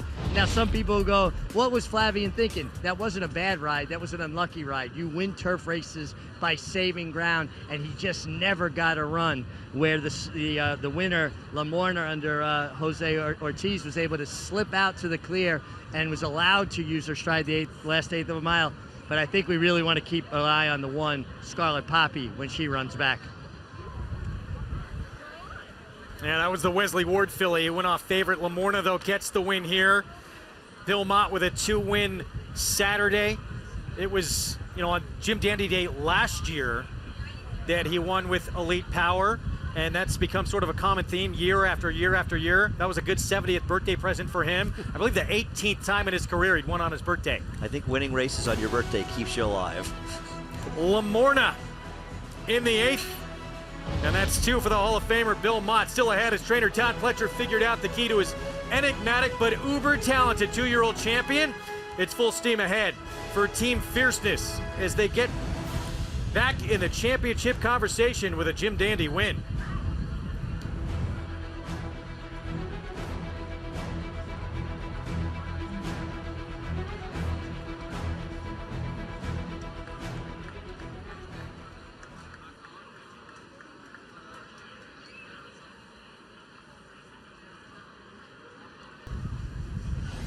You're watching Fox Saratoga Saturday. Still to come, the Grade 2 Jim Dandy. The New York Racing Association is united with racetracks across the country as part of the Permanently Disabled Jockeys Fun Day across America. Earlier today, there was a meet and greet autograph session featuring riders from this outstanding jockey colony. Frankie Dettori was there, Junior Alvarado, Kendrick Carmouche, always a draw, all for a good cause, all donations and proceeds benefiting the Permanently Disabled Jockeys Fund. It was Lamorna in the 8th as selected by our very own Andy Serling. What a ride from Jose Ortiz. No, it really was. And the truth is, when you look back, we all, sometimes we complain about tough beats we take. I got to remember a win like this, because not only did this horse get a fabulous ride by Jose Ortiz, but the runner-up, who finished a very close second, stumbled badly at the start. I got a little lucky here, guys. Certainly with the 6 stumbling out of the gate. No question, this horse ran big, Satin Blue. One to keep your eye on next time out. For trainer Joe Sharp, $9.50, Lamorna shaping up to be a pretty big Saturday so far for Bill Mott, with more to come. Yeah, no doubt about it. Do we take a closer look at batting down now? We shall see. We'll talk more Jim Dandy in just a moment. Another look here down the stretch. And Lamore, there was a lot of hype about this filly last summer at Saratoga. Well, when horses, and Jonathan, you talked about it with the 2-year-old Chancellor McPatrick, when horses make huge runs in races, they get attention. It's one of the reasons NYRA was so exciting, because she made this huge run for the back of the pack. And in the debut, this horse got left and made a huge run to finish fourth. And those are horses people always notice. Field for race 9. This will be on the grass going long at 1 1/16, an allowance optional claiming field. 3-year-olds in this group, and right now the favorite for 2-time champion trainer Brad Cox, West Hollywood. We've said his name a lot today, Flavian Pratt. He will be aboard for Brad Cox in this race to come, which we'll get back to. Let's talk with what's coming up in this Grade 2 Jim Dandy, this 3-year-old picture and where things stand right now. It has been chaos really to this point. For the 6th year in a row, 3 separate winners in the 3 separate Triple Crown races. And finally, Dornick starting to live up to what everyone expected, being a brother to last year's Kentucky Derby winner Mage. Well, he won the Belmont, and he did it after having a very poor trip in the Kentucky Derby. And then he came back and he won the Haskell. But the winning the Haskell, Andy, was so workmanlike. Is anybody afraid of Dornick? Afraid of him? I'll tell you what, I wouldn't want to be in a fight with him because he looked like he might finish 5th around the turn, and he fought back to beat Mindframe. So is he winning impressively? No, but I think the way he's winning is impressive. Jonathan, Mindframe has actually passed him the last 2 times they've met, but he has not finished him off. Yeah, Mindframe's only run 4 times in his career, but 2 of those races were in Grade 1s, the Belmont and the Haskell against Dornick. In both of those times, it looked like he was going to run by him, and he didn't. And that's a little bit to Dornick's credit, but it's also a little bit of something that Mindframe probably needs to get figured out. He's got to figure out how to finish his races. He's got a high ceiling still to this point. Meanwhile, Andy, a little late to this 3-year-old party, but showing immense talent. He's undefeated. Unmatched wisdom for Chad Brown. And while this is a very interesting and talented group, they aren't so good that a new shooter can't be a player in here. And Unmatched Wisdom has run extremely well in all his starts. And Tom, I know you think he could be a player in the Travers. Yeah, you know, he didn't break well in his last start, the Curlin Stakes. He had to recover and go to the lead. And you know, although it was workmanlike, when horses get on win streaks, they can do great things. And to compare, he got a 99 buyer for this win. Well, Dornick got a 103 in the Haskell, so he's not that far off. And we just broke the story on the show. The queen of this 3-year-old filly division, Pat, breaking that coaching club American Oaks. It did not matter. She keeps on rolling. Tom, do all these boys now need to be a little bit scared about who's coming to this race? What I love about Thorpedo Anna is that stride. She has got a massive, lengthy stride. And in a race like the Travers, going that far in distance, that is exactly what you need. Hell yeah, they need to be scared of this girl. She is very good. She's just been dominant against her own division. And let's keep in mind, Kenny McPeak has done this before. He did it with Swiss Skydiver. She won the Preakness. She beat a horse in that great stretch to wind up becoming a Breeders' Cup Classic winner. No, she ran an incredible race that day, so Kenny has done this before, I agree. I don't like Thorpedo Anna in the Travers. I think she's going to create better value for the other horses in here because I think she's going to be a relatively short price. And to me on the racetrack, while she's very, very good, and I don't deny that, I still don't think she's shown herself to be good enough to be favored. So I think from a better standpoint, I like her participation in the Travers because I'll get a better price on the other horses. I know you weren't a believer as her being a generational talent before that coaching club American Oaks. Has she changed your mind a little bit? No, not really. I mean, she's very, very good, right? But I'm from the school of the Rachel Alexandras of the world where, you know, they were generational talents that were exceptional. So I understand the opportunity when they were running against the boys like Rachel did in the Preakness and like she did when she ran against Olders in the Woodward. Thorpedo Anna is very good, but she has not gotten to that level in terms of the fastness of her races that I trust that she's going to be able to handle these boys. Do you agree? What does she have to do? She's beaten these fillies, faced the best. The last 3 starts she's made, she's dominated them in all 3 starts. As Kenny said, and I completely agree, this is the time. And I think it is definitely the time for her to take on the boys. Trainer, horse players. Going to talk a lot about it. What a decision for Kenny McPatrick. Look, it's bottom line, it's great for the sport. It's going to add that much more drama to one of the great races we have in the game. Next on Fox, Saratoga Saturday, the once and future king, he just may be. 2-year-old champ Fierceness has the races that would toy with this field. But when faced with adversity, it's been a different ball game. What will he bring to today's Jim Dandy? Stay tuned.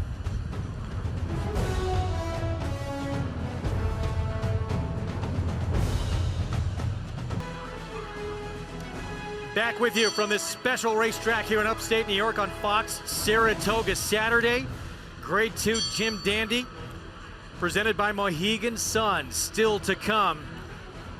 Major event in the 3-year-old division that has been chaotic to this point. And there's the 2-year-old champion. The most dominant race we've seen by a 3-year-old this year, that Florida Derby, but he disappointed in the Kentucky Derby. His first race back since that first Saturday in May. 9 to 5 on the morning line. Right now, we're going to send it out to Chris Myers, Dontrell Willis, and Mark Sweeney in the Fox studio in Los Angeles with an MLB update. Hey, thanks, Greg, and welcome inside our MLB studios here, along with Dontrell Willis and Mark Sweeney.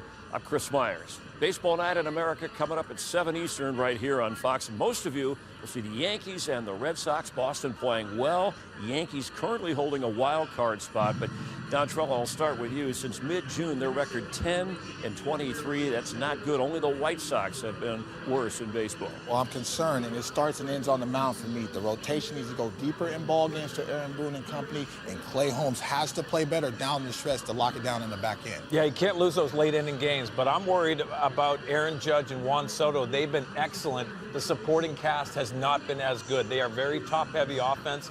That concerns me moving forward. The Yankees are still 15 games over 500. Will they make a big move at the trade deadline? We'll keep an eye on them. First, they have to tackle the Red Sox later today, and you'll see it here. Let's get back to Greg and the guys at Saratoga. Chris, thank you. We look forward to that. We're looking forward to this coming up as well. Grade 2 Jim Dandy and the 2-year-old champ, who's been brilliant. And he's disappeared at times as well, as he did in that Kentucky Derby. I remember talking to you, JK, before that race, and you felt with such conviction that that was going to be his day. Yeah, he ran so well in the Florida Derby, so fast, and it was something that he kind of confirmed what we learned about him as a 2-year-old. And then he worked extremely well before the race. And a lot of times in the Kentucky Derby, the horse that has the best work goes on to run the best race. All signs were pointing towards he was going to run well, and he just didn't. And there wasn't a huge excuse why. Do you think it's stop traffic, knows who's crossing the street right now? Yeah, I'm not sure if they know who, but they may in about an hour and a half or so. Will he get back in the championship conversation? What a talent he has been, but consistency an issue. There's his trainer, 14 training titles here at the most competitive meet in our sport for Todd Pletcher. And he will send out Moonlight in this spot. 11-1. Florent Giroux going to be riding for Todd Pletcher. And a lot has to be on his mind to see if he has figured things out, Andy, with his 2-year-old champ. Yeah, I'm sure it's extremely frustrating. I mean, it's a great thing to be a trainer or an owner and have a really good horse, but it's really frustrating to have one that just doesn't get it done. Now, this is risk tolerance. Far outside post, one of 2 in the race. With the leading trainer at the meet, Chad Brown. Let's take a look at this debut, a winning one at Aqueduct. I really hope that I'm wrong about this horse, as I'm friendly with the connections, but I don't like him at all in here. This is a horse that got an absolute dream trip. He broke from an inside post, he saved ground the whole way, and is able to run down the leader. It was a race where the pace held together, nobody made runs from behind, and he ran a seemingly good speed figure. However, horses have not come back from this race and run particularly well in subsequent starts, and he goes from an inside post to the far outside post, so he does not project, Jonathan, to get the same kind of trip. Does the 6-1 on the board currently make you feel any better about that? About betting him? No, I would never bet him in this race. I hope I'm wrong, but I don't like his chances at all. Chad Brown and owner Seth Klarman here with Klarvich Stables. This is just simply amazing what they've done on turf at Saratoga over the last 5 years. 28% win rate, 50 wins, and a 221 ROI. When Seth Klarman won Owner of the Year, at his speech he said, Chad and I make a great team, and that Chad and anybody make a great team. Just incredible what he's been able to accomplish in a very short time. 4-time outstanding trainer in this sport, year after year, just reloads with talent. Let's go to Maggie. Now we'll take a look at some horses here in the paddock for this A, other than going to mile 16 on the inner turf course. And it's important to note that the rails are down. So we often see horses that get to the front and to that safe ground in this type of configuration, really the horses that perform best. So looking at some possible speed runners, that does include your current favorite here in number 8. That is West Hollywood. He was defeated last time at 4-5 at Churchill, but what's also intriguing is the turf course at Churchill.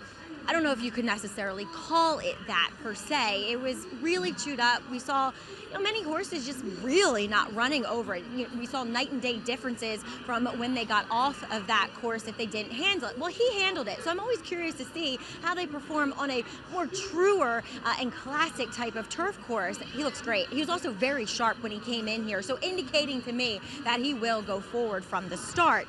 Chad Brown will also send out 2 in here, including number 2, Main Beach. Now, he has been at Monmouth, but don't be deterred by that. We've seen many horses from Chad's string at Monmouth, whether they're running or just training there, come here and perform. And this is a good-looking son, typical into mischief, very athletic and well-balanced, really composed here. So a horse that was forward in his last. Not necessarily sure that we'll see it, but at least he's got an inside post, and he looks phenomenal here in the paddock, Greg.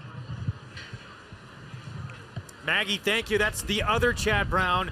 And Andy, Chad has a knack for doing this, winning with the bigger priced horse. Well, which one's going to be the bigger priced horse here is really the question. They're both 6-1 right now, and I think because the number 2, Main Beach, draws a much better post position, an inside position, enabling him to maybe get the kind of trip that the number 12 Risk Tolerance got last time, should help his chances, and he improved a lot to win his last start. He's far from out of it. Take a look at who everyone is going with. There's Brad Cox. He has the current favorite. West Hollywood showed quickness last time out as well, and the guy's all over the place. Yeah, that's me on the 1. C. Singer coming out of a stakes race in California where no one changed places in the race. It just kind of stayed the way.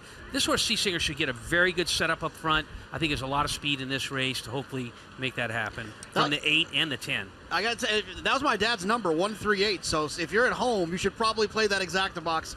My father would be very proud. 10-1, 4-1, 3-1 favorite. I like Navy Seal, the 3. Wesley Ward shipped his horse to run in a turf race in Canterbury in Minnesota. And when the race came off the grass after it rained, he still stayed in because this horse had run in the UAE Derby before that. But this horse ran in a Group 1 race in Europe and didn't run great, but didn't run that badly. And a Group 1 race in Europe is definitely a much tougher field than the one that he's facing today. I think he could be a player. No question, tougher. Want to remind everyone watching this afternoon, you can get a $50 free bet. Sign up with NYRA Bets, the official betting app of Saratoga. Get that $50 free play using the promo code GET50 and bet on any track, anywhere, anytime. Go to NYRABets.com/GET50 for that $50 free play. Similar situation with connections of Fierceness in the Jim Dandy last year. They had the 2-year-old champ scratch hours before the Derby, didn't get to compete in that race, and this was a controversial finish. Arad Ortiz Jr. bullying his way through Angel of Empire and then getting past Saudi Crown for the win on that wet track. Are we discussing whether that was legit or not? But yeah, look, horse racing, Andy, we talked about trips just this last race. For Forte, he had to make a decision in this race. Do I push my way through and take a chance the stewards might take me down, or do I do a different course? He took his shot, went through, and he stayed up. I saw owner Mike Rapoli. He was ecstatic about that win. Of course, he owns this year's 2-year-old champ as well, and the returning Kentucky Derby favorite, Fierceness. Let's take a look at the timeline with what this horse has accomplished. August 25th, wins his debut right here at Saratoga by 11 1/4 lengths, stamping himself as a major blue chip. Then he wins the Breeders' Cup Juvenile with a sensational performance, named 2-year-old champion late January. Disappoints in his 3-year-old return. Did have some trouble out of the gate, but still everyone was left shocked by that. But then we saw how dominant he could be in the best race that any 3-year-old has run this year, that Florida Derby. Didn't show up in the Kentucky Derby. Announced he'd skip the Belmont May 30th. And now here we are, coming back for this Grade 2 Jim Dandy, hoping to get to that DraftKings Travers. Let's go to Acacia. And here with trainer Todd Pletcher, who will send out Fierceness coming up in a little bit in the Jim Dandy. Todd, you had mentioned to me that you saw in his training what you had hoped to see. What has he shown you? He's been training with really good energy. His bruises have been very good. A little concerned about the way the track's playing today, but you know, we'll hopefully get a good position going in the first turn and go from there. He has a lot of speed, but he showed in the Breeders' Cup last year that he doesn't need the lead. How do you expect it to play out with a good outside post for him? Well, I think we're going to need to leave there with trying to establish some position in the first turn, and really it's up to Johnny at that point to see, how fast they're going, what everyone else does. I mean, I think he's naturally the fastest horse in the race if we want him to be, but it's really tactics are up to Johnny when they leave the gate. And in this race, you'll send out Moonlight. He seemed to appreciate getting back to the turf. Yeah, hopefully. He's been a little bit inconsistent. I think his best race fits with these if we can get that out of him. Look forward to it. Thanks for the insight, Todd. Thank you. Greg? Always calm, always cool and collected, Todd Pletcher. They would have loved to have gone Tom to the Belmont, but he lost a little bit of weight. They didn't want to push it. Now he says, Todd Pletcher, that he's put that weight back on, and in the morning, he's starting to tout himself. Starting to tout himself, working good, but speed horses oftentimes work very, very well. Here is Sea Singer, trained by Michael McCarthy. John Velasquez will ride Fierceness aboard. I have great respect for trainer Michael McCarthy, but I believe he was facing inferior horses in California. 1 of 2 for Chad Brown. Maybe this is the one you want. Yeah, 1 is a favorite last time under slow pace conditions. I think he's getting more legit pace here, which hurts. Trainer Wesley Ward with that Vanderbilt win with Nakatomi has Navy Seal. I think he's getting back to this preferred surface, and I hope he shows his stuff today. Rapoli stable. They'll have Fierceness coming up with a Jim Dandy with Time Song. Javier Castellano rides. Time Song's another one that could be benefited if the pace is indeed quick. 12-1 on Time Song as they slowly make their way out for this post parade. We'll see Moonlight, a long shot for Todd Pletcher next. I think he's a very interesting horse. Didn't handle the Churchill course last time, but his race 2 back at Keeneland's a lot better than it looks. I think he's a long shot with a chance. Barkley Tag with a long shot. It did break his maiden on the grass, but his last turf start here did not go well. No, disappointing to say the least, and listed as a first-time gelding. Sometimes that gets their mind on racing instead of other things. West Hollywood, he's the favorite. Is he the horse to catch as well? I think he is. I mean, he makes the lead in his last. He falters a little bit at the end, but he certainly is the horse that can show speed here. Turf debut, it was a win for Mo Go at Gulfstream. And he set a fast pace that day. I think he, along with the one outside of him, could put pressure on West Hollywood and make for a faster pace. More pace here with Drunk on Sake, Jose Ortiz. I think this horse, Drunk on Sake, is West Hollywood's thorn in his side. I think these two are the ones that are going to show the way early. And Tiffery, first turf start of his career. That was back as a 2-year-old. He won that one. He's a massive overlay at 10-1. He has had difficult trips in his races and can absolutely win. And the other Chad Brown runner outside, Risk Tolerance. Andy took my words, but he's exactly right. This horse had a great trip along the rail. Didn't have to do a lot to, win that race. This is a much more difficult spot. 4 minutes to post in this 9th from Saratoga, still ahead. Sees the gray, surprised in the Preakness and a gate-to-wire romp. His pilot, one of the most inexperienced riders in the sport, but Jamie Torres has a secret weapon, the faith and belief of one of the greatest trainers in the sport. Miggs sits down with them both next.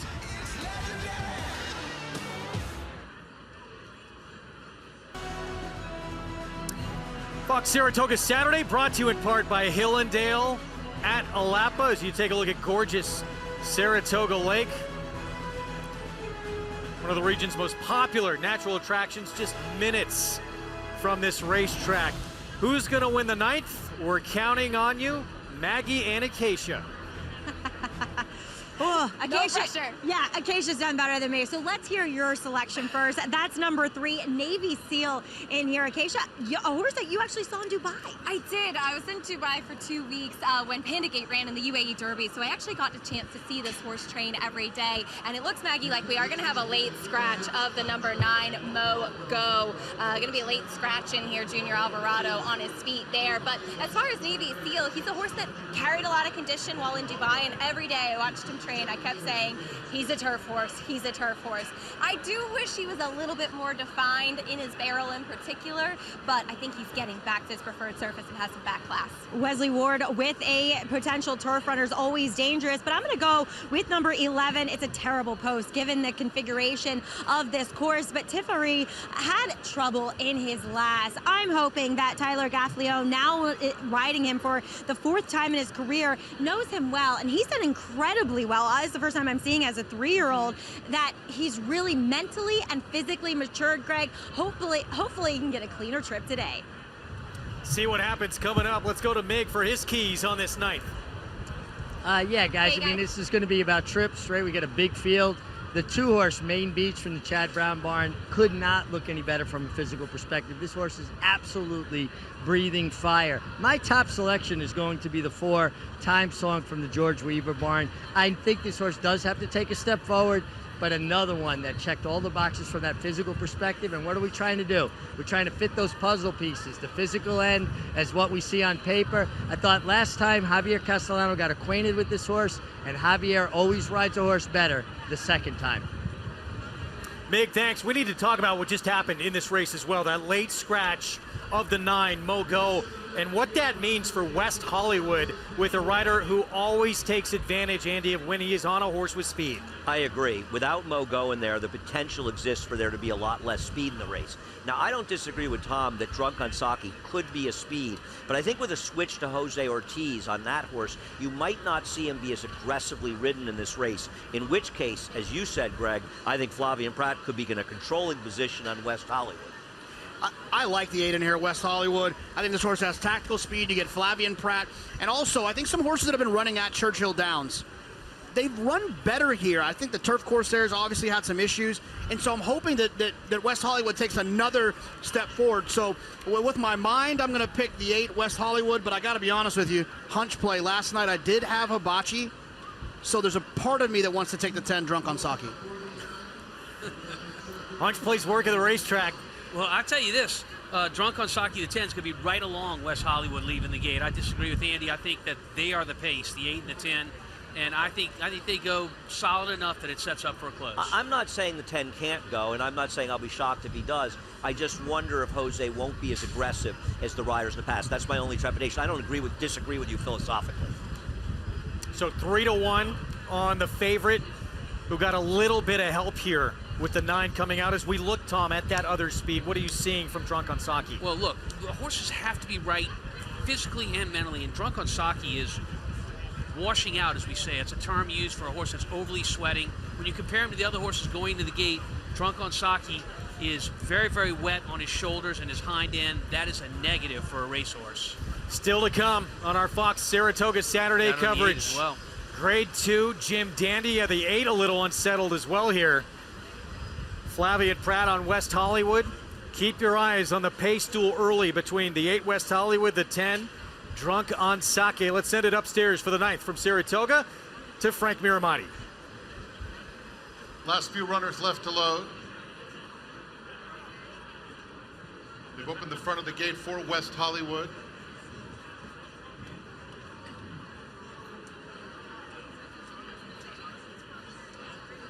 And Navy Seal. Interestingly, 2 of the main contenders here, Navy Seal and West Hollywood, those 2 owners actually combined earlier today to win the Alfred G. Vanderbilt with Nakatomi. Friends to foes in this one. Navy Seal and Time Song awaits his turn. West Hollywood is in. Drunk on Saki coming up.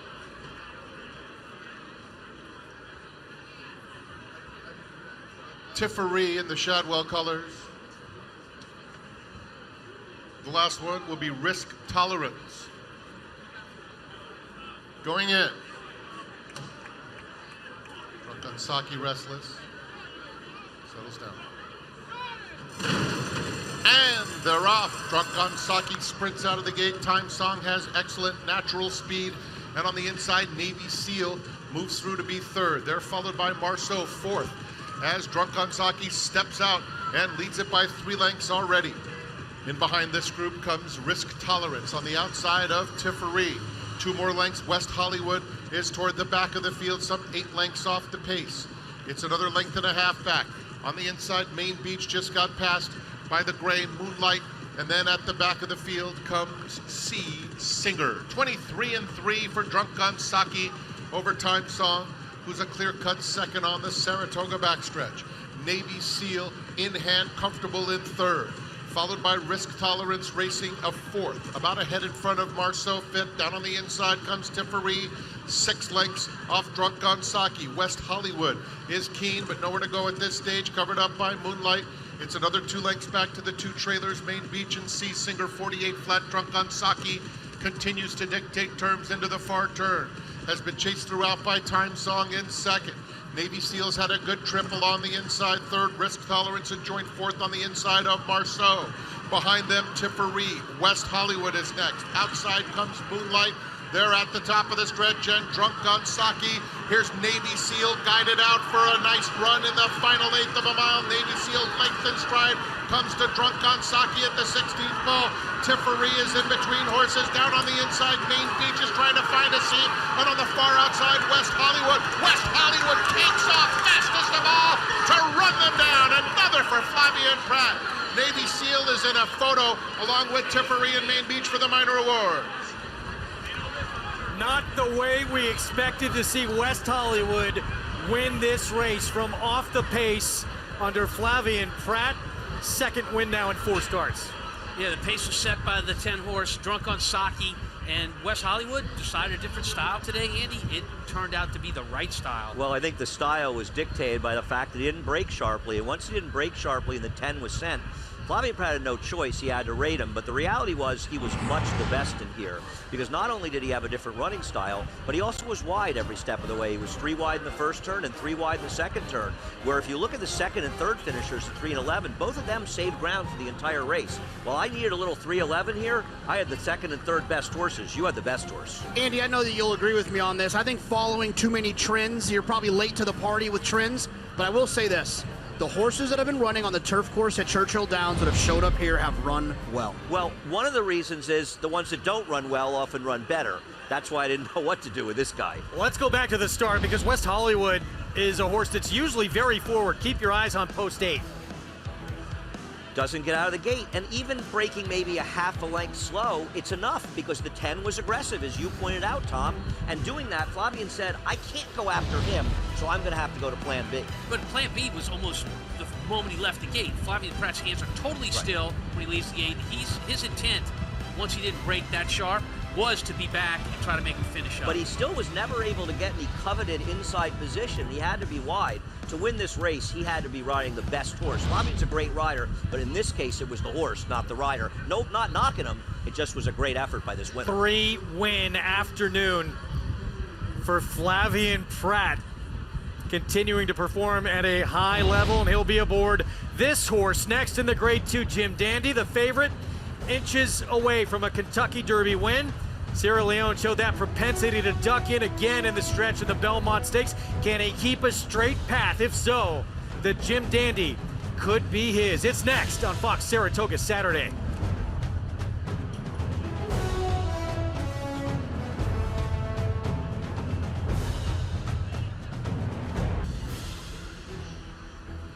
Fox Saratoga Saturday, brought to you in part by Mohegan Sun. All in for Mohegan. What a gorgeous sight that is. One of the most historic sporting venues in this sport. And all the best come to play here in horse racing each and every summer. We just saw West Hollywood talk about overcoming adversity, things not going your way. Able to overcome a poor start for a horse that likes to be on the lead. And I'll tell you something, this 3-year-old colt division that we've been seeing in the stake races is subpar. And a horse like this, with a race like this, could be setting the table to perform against some of the better horses, the 3-year-olds this year, because we need some talent in this division, and West Hollywood could be that talent. West Hollywood from off the pace this time, able to get the win. Part of a 3-win day now for one of the best in the business, Flavien Prat, Qatar Racing. with a victory. Navy SEAL, Tiffery complete that trifecta as we move on to the main event on this Super Saturday from Saratoga. Grade 2, Jim Dandy, presented by Mohegan Sun. It's our ABR race of the week, and let's take a look at the early odds. Sierra Leone was the even money morning line favorite, just missed in that Kentucky Derby, opens up at odds-on 4-5 here. You know, Jonathan, we talked about it yesterday. What do you odds do you think Sierra Leone would be based on the program odds? I thought he'd go down. I think this is legit. Yeah, and look, he's always shows up. He runs his race. He hasn't run perfectly, but he shows up and he runs. The other thing about him is that he gets a great scenario here today, and I think that really goes a long way in why so many people are betting him. 1935 was significant in this sport for who was born. A man we're going to see coming out with a Preakness winner. Some big names born that year. A.J. Foyt, four-time Indy 500 winner. Len Dawson, Super Bowl MVP back in 1970 for the Chiefs. There. You were at that game? Tulane Stadium with my dad. Tickets were $15. Frank Robinson. How about Gary Player, who his entire life stayed in fitness level to probably compete at that level. Bob Gibson, 1968 NL MVP, the great Sandy Koufax, three-time Cy Young Award winner. And then this man right here, who just won his 7th career Preakness and 15th career Triple Crown race. Well, Dwayne Lucas, known for mentoring some of the great trainers in this sport. He's also sparked some legendary riding careers like that of Patrick Valenzuela and Hall of Famer Gary Stevens. Now he's doing the same for 25-year-old Jamie Torres. And who better to get a leg up from than the coach?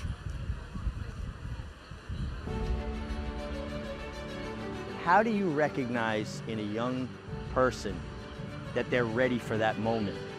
I think it probably the coaching him he made, evaluating talent, evaluating kids that could play and some that couldn't play and so forth. I was more impressed with their personality and what they wanted to do with their lives and where they were headed more than could they get down and ride a racehorse. Because I think, again, it's the teacher in me. I want to give young people a start. I do it everywhere I go. Seize the gray for Hall of Famer Dwayne Lucas, wins convincingly. Last night I couldn't sleep, just thinking I was going to ride for Dwayne Lucas. And when I saw yesterday the silk in my locker, I was like, what? Oh my God, let's go. What was that feeling like, getting that opportunity from a legend like Wayne? Having the opportunity from Wayne, it was like a door open that I just focus on it, you know? So blessed and thankful for that. One of the things that I really liked about Jamie was the fact that he would listen.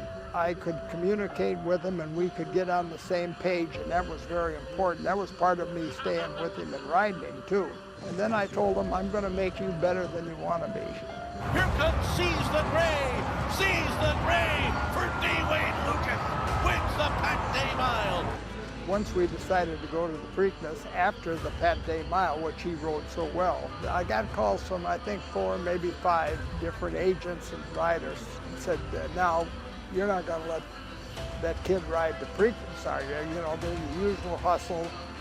And I said, absolutely, I'm going to. I said, he's done nothing wrong. He deserves it. He's earned it. I'm not changing anything.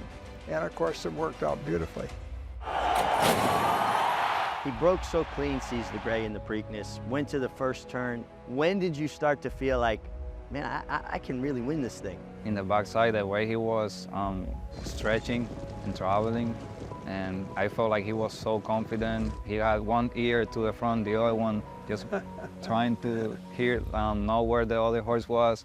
I mean, by the half mile, I just showed him the whip, and I saw like he jump on the beat again. Seize the Gray is still there. Seize the Gray won't go away. Wayne Lucas has done it. Seize the Gray wins the Preakness. It was a feeling like it was unreal, like I was living a dream. So I'm always, forever, like very thankful for the opportunity. I've been there. I've led that horse into the Preakness winner's circle 7 times. So I know the feeling and I know how great it is. But it was much more fun for me to watch his reaction That to me was the most gratifying thing.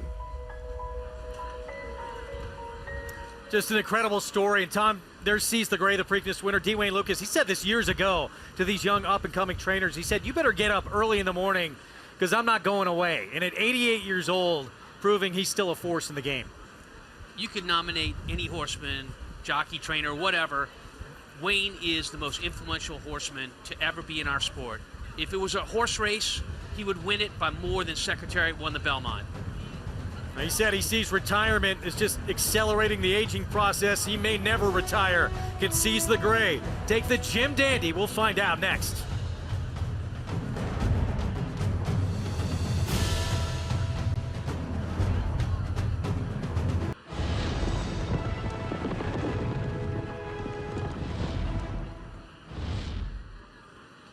This year's Triple Crown left us with more questions than answers. 3 different winners, all of them surprises. But as often happens this time of year, the picture is starting to become more clear. Today's Jim Dandy will be the final test to see who lines up in the Travers, horse racing's Midsummer Derby in late August. It marks the return of the Kentucky Derby favorite and 2-year-old champion Fierceness. Absent since his dismal Derby defeat, he still owns the most electrifying performance by a 3-year-old this year. The most consistent 3-year-old of this group is also perhaps the most frustrating. Sierra Leone was arguably best in a gut-wrenching loss in the Kentucky Derby, but he's also been his own worst enemy, with some erratic finishes down the stretch. And then there's Seize the Gray. We've learned by now, never count out legendary trainer Dwayne Lucas. While he blitzed his way to a win in Baltimore, he bowed out early in the Belmont. Is the Preakness winner more than just a one-hit wonder? Get set for the Grade 2 Jim Dandy, next on Fox Saratoga Saturday. Big race to come at this historic racetrack, and you can feel the buzz here in Saratoga Springs as we get set for this showdown in the 3-year-old division. Fans cannot wait. Grade 2 Jim Dandy, presented by Mohegan Sun, to come and lining up to get a look at some of the best 3-year-olds in our sport right now, including the Preakness winner Seize the Gray, and a horse who just missed in the Kentucky Derby. That was, you don't see a lot of 3-horse photos in the Derby. It was the closest 3-horse photo in that race in over 75 years, Tom. Look, Sierra Leone, if he can keep a straight course today, and there's a lot of things going in his favor, this one horse, this big favorite at 4-5, being on the rail, I think, helps him guide a little bit. A fast pace up front spreads the field out, and it's a small field. It helps him to navigate around there. I think this is his race. From the get-go, JK, I mean, he was a 5-star recruit, $2.3 million, and he's lived up to it, but he needs that big breakthrough moment on the big stage, doesn't he? Yeah, I mean, he does. I mean, look, he's shown up and he's run well in a lot of big races. But when you spend that kind of money on horses like this, it's not, the Bluegrass isn't all you need. You need a Derby, you need a Travers, you need a Breeders' Cup Classic. This is a stepping stone for him, this Jim Dandy, to get to that DraftKings Travers. Now, as for Fierceness, we look at him, Andy. His owner, Mike Rapoli, said he reminds him of Kobe Bryant. He's kind of chill, but when he gets onto the racetrack, it's like Game 7 of the NBA Finals. I'm not even going to touch that one. 2-1, second choice right now. He's got the best race anyone owns in this 3-year-old division. Let's send it up to Frank Miramati.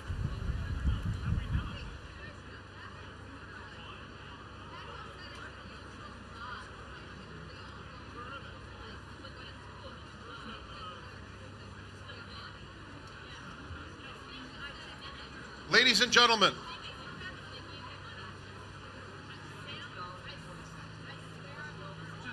let's meet the jockeys for today's Jim Dandy, presented by Mohegan Sun.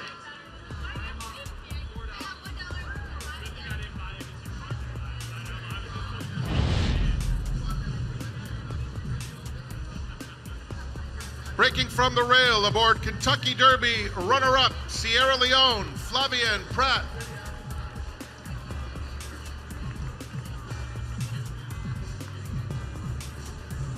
In post position number 2, your Preakness winning team of Seize the Gray and Jamie Torres.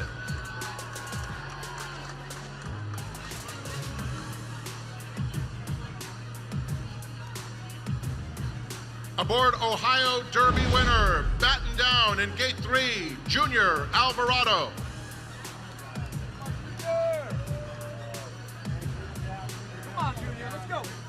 In post position number 4, the California shipper Pony Express, ridden by Joel Rosario.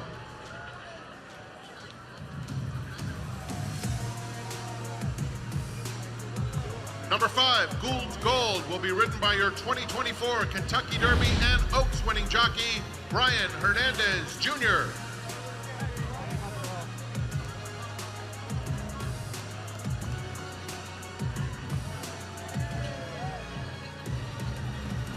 And completing the field from the outside in gate 6, Fierceness, ridden by Saratoga's all-time leading rider, Hall of Famer John Velasquez. And those are your jockeys for this year's edition of the Grade 2 Jim Dandy coming up. Here's Mig with Johnny V. Yeah, thanks, Greg. And Johnny, Fierceness has been a bit of a puzzle. When he runs his big race, he's dominant. But then he'll run a race that is just not good enough. What has been the definable difference the days he's been good and the days he's been bad? Look, I guess if he shows up those good days, he'll be very impressive. And the ones that he run poorly, I can't tell you why he does that, to tell you the truth. So I'm looking for a race like he run in the British Cup or the Hollywood there. What kind of a trip do you need, do you think, to get him to run his best race? Well, he's a free runner, so I'm going to break out of there and let it go forward in there. And whenever I'm not in his mouth, and he's much better that way. Yeah. Johnny, thanks for taking the time. Good luck. Thank you. So John Velasquez back aboard with Fierceness. First start back since the Kentucky Derby, and this was moments ago, rearing up. Tom, what does this mean? Well, look, it's about whether he carries that behavior to the starting gate or not. If he's going to have a little temper tantrum and he's going to settle back down, he's not hot and sweaty, and he's under control, which the girls will tell us in the paddock, it's not a big deal. What about in terms, well, let's take a look here at batten down. So the Mott runner, Junior Alvarado, this horse, part of this speed picture, we don't know how much they're going to gun to the front with Fierceness. He could be, Andy, potentially the quickest horse in here, but there's other speed. I think it's a very interesting discussion because, yeah, he probably could be. If it was a straightaway, he could probably be in front of them. But I don't think that Wayne Lukas is going to rate Seize the Great. I think Jamie Torres is going to go with him. And if Johnny goes too fast, if he has to lead with Fierceness, he's probably going too fast. But if he clears, maybe that enhances his chances. There's the Seize the Great team. Preakness winners, D. Wayne Lukas, Jamie Torres. Andy, your $50 play, how are you going to use it? Cold exacta. 1-3. I think Sierra Leone's going to get it done like so many people do, the favorite. But I like batten down to get second for trainer Bill Mott. I'm taking a cold 1-3 exacta. Let's go to Maggie for more. And I think everybody got to see what Mike Rapoli, owner of Fierceness, meant when he used that analogy that he's like Kobe Bryant, because he walked in the paddock like he wanted to take a nap. And then when they put the tack on him, he said, "Yeehaw, I am ready to go," as he definitely woke up and kind of puffed himself up. So always a good indication, actually, of a horse that's ready to hit the racetrack. Now, if you were not looking at the past performances of these horses and you put him up next to Sierra Leone, his main rival in here, you would say, wow, this is a David and Goliath situation, with Fierceness definitely being the David. He's very, very small. He's one that really hasn't changed that much from 2 to 3. But I will say this, his weight and conditioning is back on after Todd Pletcher, his Hall of Fame trainer, stated that he needed more time after that Kentucky Derby, and it looks as though Todd has him where he wants him. Now, number 3, that is batten down. He's trying to make amends for his full brother several years ago, Tacitus, who finished second in this very race. This horse has come to hand tenfold.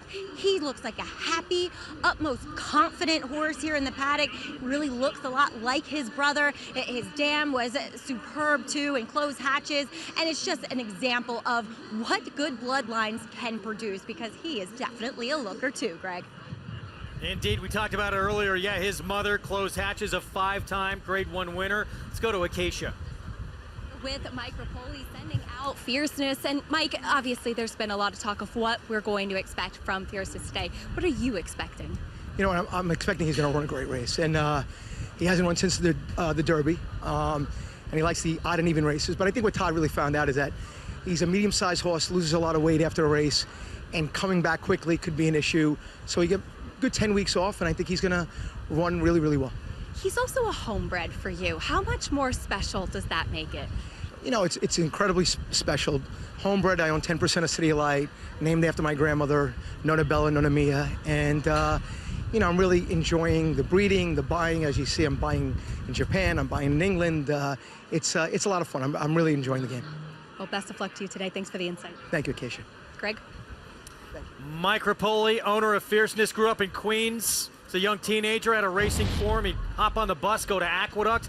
This is a look at the best of Mike Rapoli's Fierceness that we've seen. That win in the Florida Derby. He got sent from the gate. He had no problems leaving the gate, and he just keeps on trucking, guys. If he can get clear in a race and dictate, especially against inferior horses, he can run huge races. The likelihood, in my opinion, of that happening here is remote. So I think it's a very different story, because when he hasn't been able to be attacking a pace that fell apart, he falls apart. Here's the field. Here's the favorite, Sierra Leone, who just missed in the Derby. I think he's going to be very, very hard to beat. He's going to get pace to run at. He's going to get the trip. He's got to deliver. For legendary Dwayne Lucas, sees the gray, the Preakness winner. Yeah, he got loose in the Preakness when he won that day. I think he was fortunate to get that trip. I don't think he'll get that trip here today. Four-time winner of this race, Hall of Famer Bill Mott sends out batting down. I think it's crazy that he's over twice the price of the 2 Sees the Gray, because I think he's more than twice as likely to win. Huge long shot. He just had the first win of his career for John Sadler Pony Express. He did. It was impressive, and I don't think John Sadler came out here just for the airline miles. This is a long flight from California. The workout partner for Thorpedo Anna, the Super Filly, Gould's Gold. You know, I'm not just being nice to Ken McPeak as he came to the set. I think this horse could get some pieces and get a big piece of this race. And here's the 2-year-old champion. Seemed to have settled a little bit now, Fierceness. He ran entirely too fast on 2 separate occasions to not be as good as those 2 performances suggest he is. I understand he's been inconsistent in showing that. I believe today he will show that he is as good as we thought he was. Sign up with NYRA Bets, the official betting app of Saratoga. You'll get a $50 free play when you do. Use that promo code GET50. Bet on any track, anywhere, anytime. Go to NYRABets.com/GET50 and get that $50 free play. Jonathan, how are you going to play the Jim Dandy? I'm just going to bet Fierceness to win. You're getting 2 to 1 on this horse. You haven't gotten a price like that in quite some time. The thing I feel about Fierceness is, you heard Johnny say he's going to let him roll. He's going to let him use his speed as a weapon. I think he's better going faster on the front end than he is trying to walk the dog on the front end. Think of it like Steph Curry. Like, you don't want him doing layups all game long. You want him to shoot threes. That's what he's dangerous with. I think Fierceness is dangerous with his speed, and I hope he's shooting a lot of threes when they break away from that gate. The 2-year-old champ, does he have what it takes to get back to the top of this division and take home this hardware? The Jim Dandy Trophy. Big one in this 3-year-old division, the showdown. 5 minutes away when we come back on Fox Saratoga Saturday.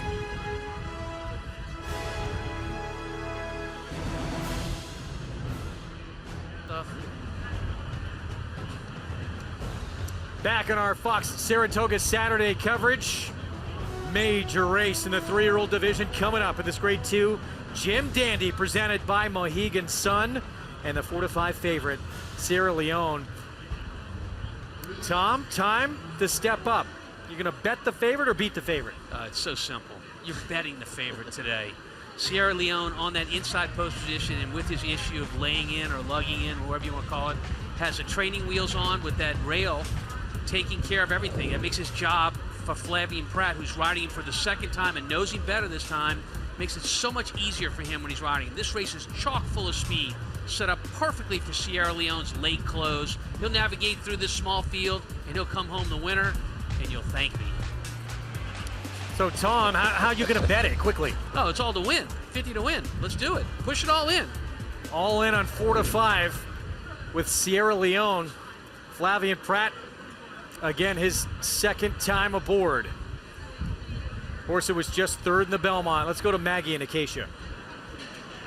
And we'll talk about your favorite, and that is Sierra Leone. Acacia, we watched Flavien Prat give him a very vigorous warm-up for a horse who was pretty quiet back in the paddock, really waking him up. Acacia, he's a horse that always wants to lean left. Always, no matter what. You can see it even when he's training in the mornings. It's just a habit that he has. But it's interesting, before the Belmont Stakes, he was always training inside Domestic Product, who had gone on to run at Monmouth after that. And I had asked Chad why, and he said he's a horse that prefers to be inside of horses. So I'm curious with the draw, a vigorous warm-up. Once they put the blinkers on him, he's a bully of a horse, and that's when you could see it change in him mentally getting ready for game day. He has that innate nature to be the pack, the herd leader, to want to kind of bully horses around. Richie, you've talked about that extensively. What do you see from Sierra Leone today? I think he looks great. He's very composed, big, strong individual, and it just feels like the stars have aligned for him as far as the pace he's getting, a smaller field, post one. There's obviously a lot to like at 4 to 5 here. He's going to be very tough to beat. The 2 Seize the Gray, I think, is trained sensational up to this Jim Dandy. He's a horse I've been very high on. I just wonder how the race plays out. I don't think the race shape really plays to his strengths. And then the outside horse, Fierceness. Guys, I just got in behind the line of scrimmage. I looked over the defense, and I'm calling an audible. I'm going with Fierceness. I think it's the best he's ever looked. I thought he looked lighter, thinner. You know, he acted up, but honestly, the acting up was more being a tough guy. I think Fierceness, we're going to see his A game today, and maybe I'll look like Tom Brady when it's all said and done. Well, he's 9-5 right now, Fierceness, from that outside post. As you take a look at our analyst selections in here, a lot of love for Fierceness. JK going to the 2-year-old champion. And pace early in this race. It's going to be so interesting to see what happens. This man right here, Dwayne Lucas, he has a horse who stole the race in the Preakness. It worked for him, Tom, before. Why wouldn't they try and do that again? I think they will. I think they will try to do it again. It's a game of uncle. Fierceness is going to go for the 6-hole. Seize the Gray is going to go for the 2-hole. Those 2 riders are going to look at each other, and someone's going to say uncle at some point. Mike Rapoli with his 2-year-old champ, hoping for a repeat of what he saw in Florida. And then Chad Brown, has he finally figured things out? 3rd straight race with different equipment in that mouth of Sierra Leone. I tell you what, he looked pretty confident going in there. He looked pretty relaxed.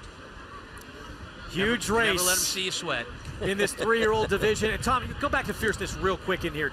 Todd Pletcher, I talked to him yesterday. He thought it was a little unfair about the good race, bad race thing with him. Yeah, look, a lot of it occurs at the gate. So horses have a mentality, and some cannot take a lot of adversity. He's had adversity out of the gate in a couple of starts, out at the Derby, for instance, certainly the Holy Bull. You know, without adversity from that outside post, he's going to get away cleanly, and he's going to get to run his race. Last 2 Jim Dandy winners to go on and win the Travers. By the way, Epicenter, Central Quality, as you look at Dwayne Lucas, they went on to become 3-year-old champions. Well, I mean, a winner of the Travers from this field has a lead on being 3-year-old champion in all likelihood. Here we go, 4 to 5 favorite. Sierra Leone, will it finally be his major moment? Can the 2-year-old champion get back to the brilliance we saw in Florida? It's the Grade 2 Jim Dandy, presented by Mohegan Sun. Important race in this 3-year-old division. Let's go to Frank Miramati for the call. Thank you, Greg. There's Gould's Gold. The team of McPeak and Brian Hernandez Jr. And here is Fierceness in the color of Rapoli Stable. Goes in. They're in the gate. And they're off in the Jim Dandy, presented by Mohegan Sun. And Fierceness comes out running, and so does Pony Express. Pony Express intent on getting to the front. Batten Down is up close, and Fierceness secures a good tracking spot in 3rd. They're followed by Seize the Gray on the inside of Gould's Gold, and Flavien Prat and Sierra Leone are at the back, 8 lengths off the pace being set by Pony Express. So it's Pony Express, a perfect trip for Fierceness. The opening quarter went in 23 4/5 seconds. And Batten Down is running in 3rd. It's another 4 to Gould's Gold on the outside of Seize the Gray, who's well off this pace. And 4 more lengths to a relaxed Sierra Leone. Pony Express, the long shot leader, tracked by Fierceness toward the half-mile pole with Batten Down 3rd. Seize the Gray still in 4th. Gould's Gold 5th, now 8 lengths off the lead. And another 3, Sierra Leone yet to be asked, 47 2 for the half. It's Pony Express. Fierceness poised to pounce on him around the far turn. Moving in, and there he goes. Fierceness makes his move and takes command around the far turn. Batten down, running a good race. He's coming after them. Pony Express still hanging in there second. It's 5 lengths back to Seize the Gray, and Sierra Leone is launching his bid. He's coming swiftly on the outside. Here comes Sierra Leone, and the showdown we've been waiting for. Fierceness drifts out. Sierra Leone is coming at him, and in between them, Batten down is running the race of his life. Sierra Leone hugs the rail. Fierceness, though, still has the lead at the 16th pole. They'll cut for the wire, and it's still Fierceness. Fierceness is going to hold on. Fierceness has won the Jim Dandy, presented by Mohegan Sun, under a perfect ride from Johnny Velasquez. Sierra Leone ran his heart out, and those two dominated, with Batten down finishing third. A jubilant Micropoli and the showdown in the stretch that everybody wanted. There's Micropoli. High fives all around with his family, the 2-year-old champ. The Derby runner-up going toe-to-toe, and it's Fierceness who comes out on top. Got a great trip from that outside post, left the gate cleanly, was able to lay off a very quick pace, take over when he wanted, looked like he had plenty of horse turning for home, but here comes Sierra Leone. He ended up using the rail to his advantage, Andy. He was able to run straight down the stretch. He just wasn't able to catch a horse that just ran a better race today. Well, with Johnny, with Fierceness drifting like that, it sort of gave Flavien Prat no choice in coming inside. But Fierceness, as you say, was on a very honest pace in this race, and he was able to get it done, something he has not been able to do, really, since the Breeders' Cup Juvenile. I'll say this, Todd Pletcher and Micropoli deserve a lot of credit. When you have a horse like this that is so talented, it's tempting to run in races like the Belmont Stakes. It's tempting to run in races like the Haskell, but to just take your time, hit the reset button, and allow him to figure out what needs to be done for him to run his best races. I thought he ran extremely well today. Sierra Leone ran outstanding as well. And Sierra Leone, I love seeing him on the rail, not taking that left-handed turn. He just not as good. Great that we saw Sierra Leone run a different kind of race. What about what we saw from Fierceness in the stretch, Andy, a little erratic? Well, you know, maybe some of it is that Johnny wanted to stay outside and make Sierra Leone have to come inside of him. So I'm not so sure it's Fierceness as much as maybe a bit of a game plan. I don't know. I'll tell you one thing, that final time of 149.15 on a track that's playing very slowly is a very quick time. This is a very fast race and a good performance. Watch the head on. Watch our winner in the orange and blue. Johnny's going to look over. He's looking for Sierra Leone. He's going to look over. He spots him right about here. There. He just spotted him. He's like, okay, I know where my competition is. He looks over again. He's riding to get his horse to the wire. So he was expecting Sierra Leone to come wide. I believe so. I believe that path was his. I think that moving forward to the Travers, when it comes to Sierra Leone, I think Chad Brown and Flavien Prat learned something, that he doesn't lug in when he's on the rail. If you can find him down there going 1.25 miles with real pace to close into, I think that they found out what Sierra Leone needs, and it's to be down towards the inside. And it should be noted that while the horse that set the pace was coming off a maiden win, he's not a bad horse, and he finished absolutely dead last. I think that Fierceness sat off a very relatively quick pace in here. He didn't get lucky to win this. He earned the victory. We have to wait till August the 24th in the DraftKings Travers to watch these two compete again. I want to watch them again tomorrow. How was fun awesome. was this to see these two superstars go at it and come down to the absolute finish at the wire? Let's go back to the start and see how it played out early for both these two. Well, John Velasquez, he wanted the lead, as he sort of indicated the MIG. But the rider on the 4, Joel Rosario, said no, no, no, no, no, and that heated it up a little bit. Let's go to Maggie. She's with Johnny Velasquez. Johnny, Hall of Famer here at Saratoga. What a performance we just saw from Fierceness today in this Jim Dandy. Well, that's what we expected out of him, though, you know. I know he's been disappointed sometimes, but when he runs his big races, like when he's good, they're going to have to run really hard to beat him. Really, truly. And you got that coveted spot, that outside post. How much did that help you just get him in a rhythm today? I think the most important thing was he was breaking out of the gate, and today he broke cleanly, you know, so the 2 times he gets in trouble, he break out of there very poorly, and then you have to rush a little bit and try to grab him. I don't think he likes that. He kind of like a free run type of thing. Congratulations, Johnny. Huge performance. Thank you. Guys, as Micropoli greets his champ, he fought like a warrior today. We heard Mike Rapoli, the owner of Fierceness, talk about it. Sometimes when he's come back a little too quick, he's a smaller horse. Maybe that's affected him a little bit. He's gonna have to come back now in less than a month, Tom. He's going to have to come back in less than a month, and he's not going to have the advantage of having an outside post necessarily. It's going to be a much bigger field. That might hurt both of these horses. Well, he's also going to be facing horses that have talent, speed as well. Dornoch is a forwardly placed horse. Thorpedo Anna is not exactly a slow horse early as well. So he's going to have to contend with some horses with a lot of early speed, with a lot more stamina than the horse he ran against today. I'm taking nothing away from this performance. This is an absolutely terrific performance, and they should be excited going forward. But the Travers is going to be a lot tougher for him, and it's a lot easier for Sierra Leone. How about Todd Pletcher and Mike Rapoli? Back-to-back years, they've had the 2-year-old champion and the Jim Dandy winner, John Velasquez. He had a game plan coming out of the gate, get forward early, and it pays off as the 2-year-old champion is back in the winner's circle to get his picture taken.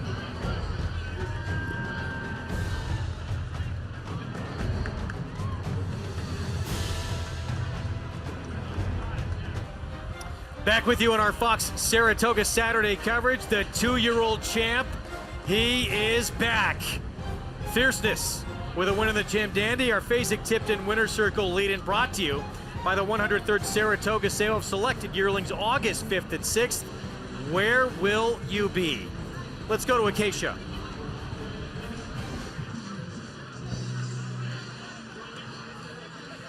Todd Pletcher here with me. Todd, Fierceness, we saw what he can do again today. How validating was that performance? Yeah, I feel so good for the horse. I think he's been, a little bit underappreciated at times. I mean, he's a super talented horse. He's had a couple of off days, but when he shows up, he's very, very good.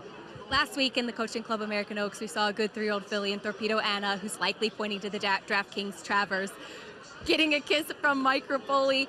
What are your thoughts with your horse moving on to a race like that? We really came into this with the idea that we probably would not run back in the Travers.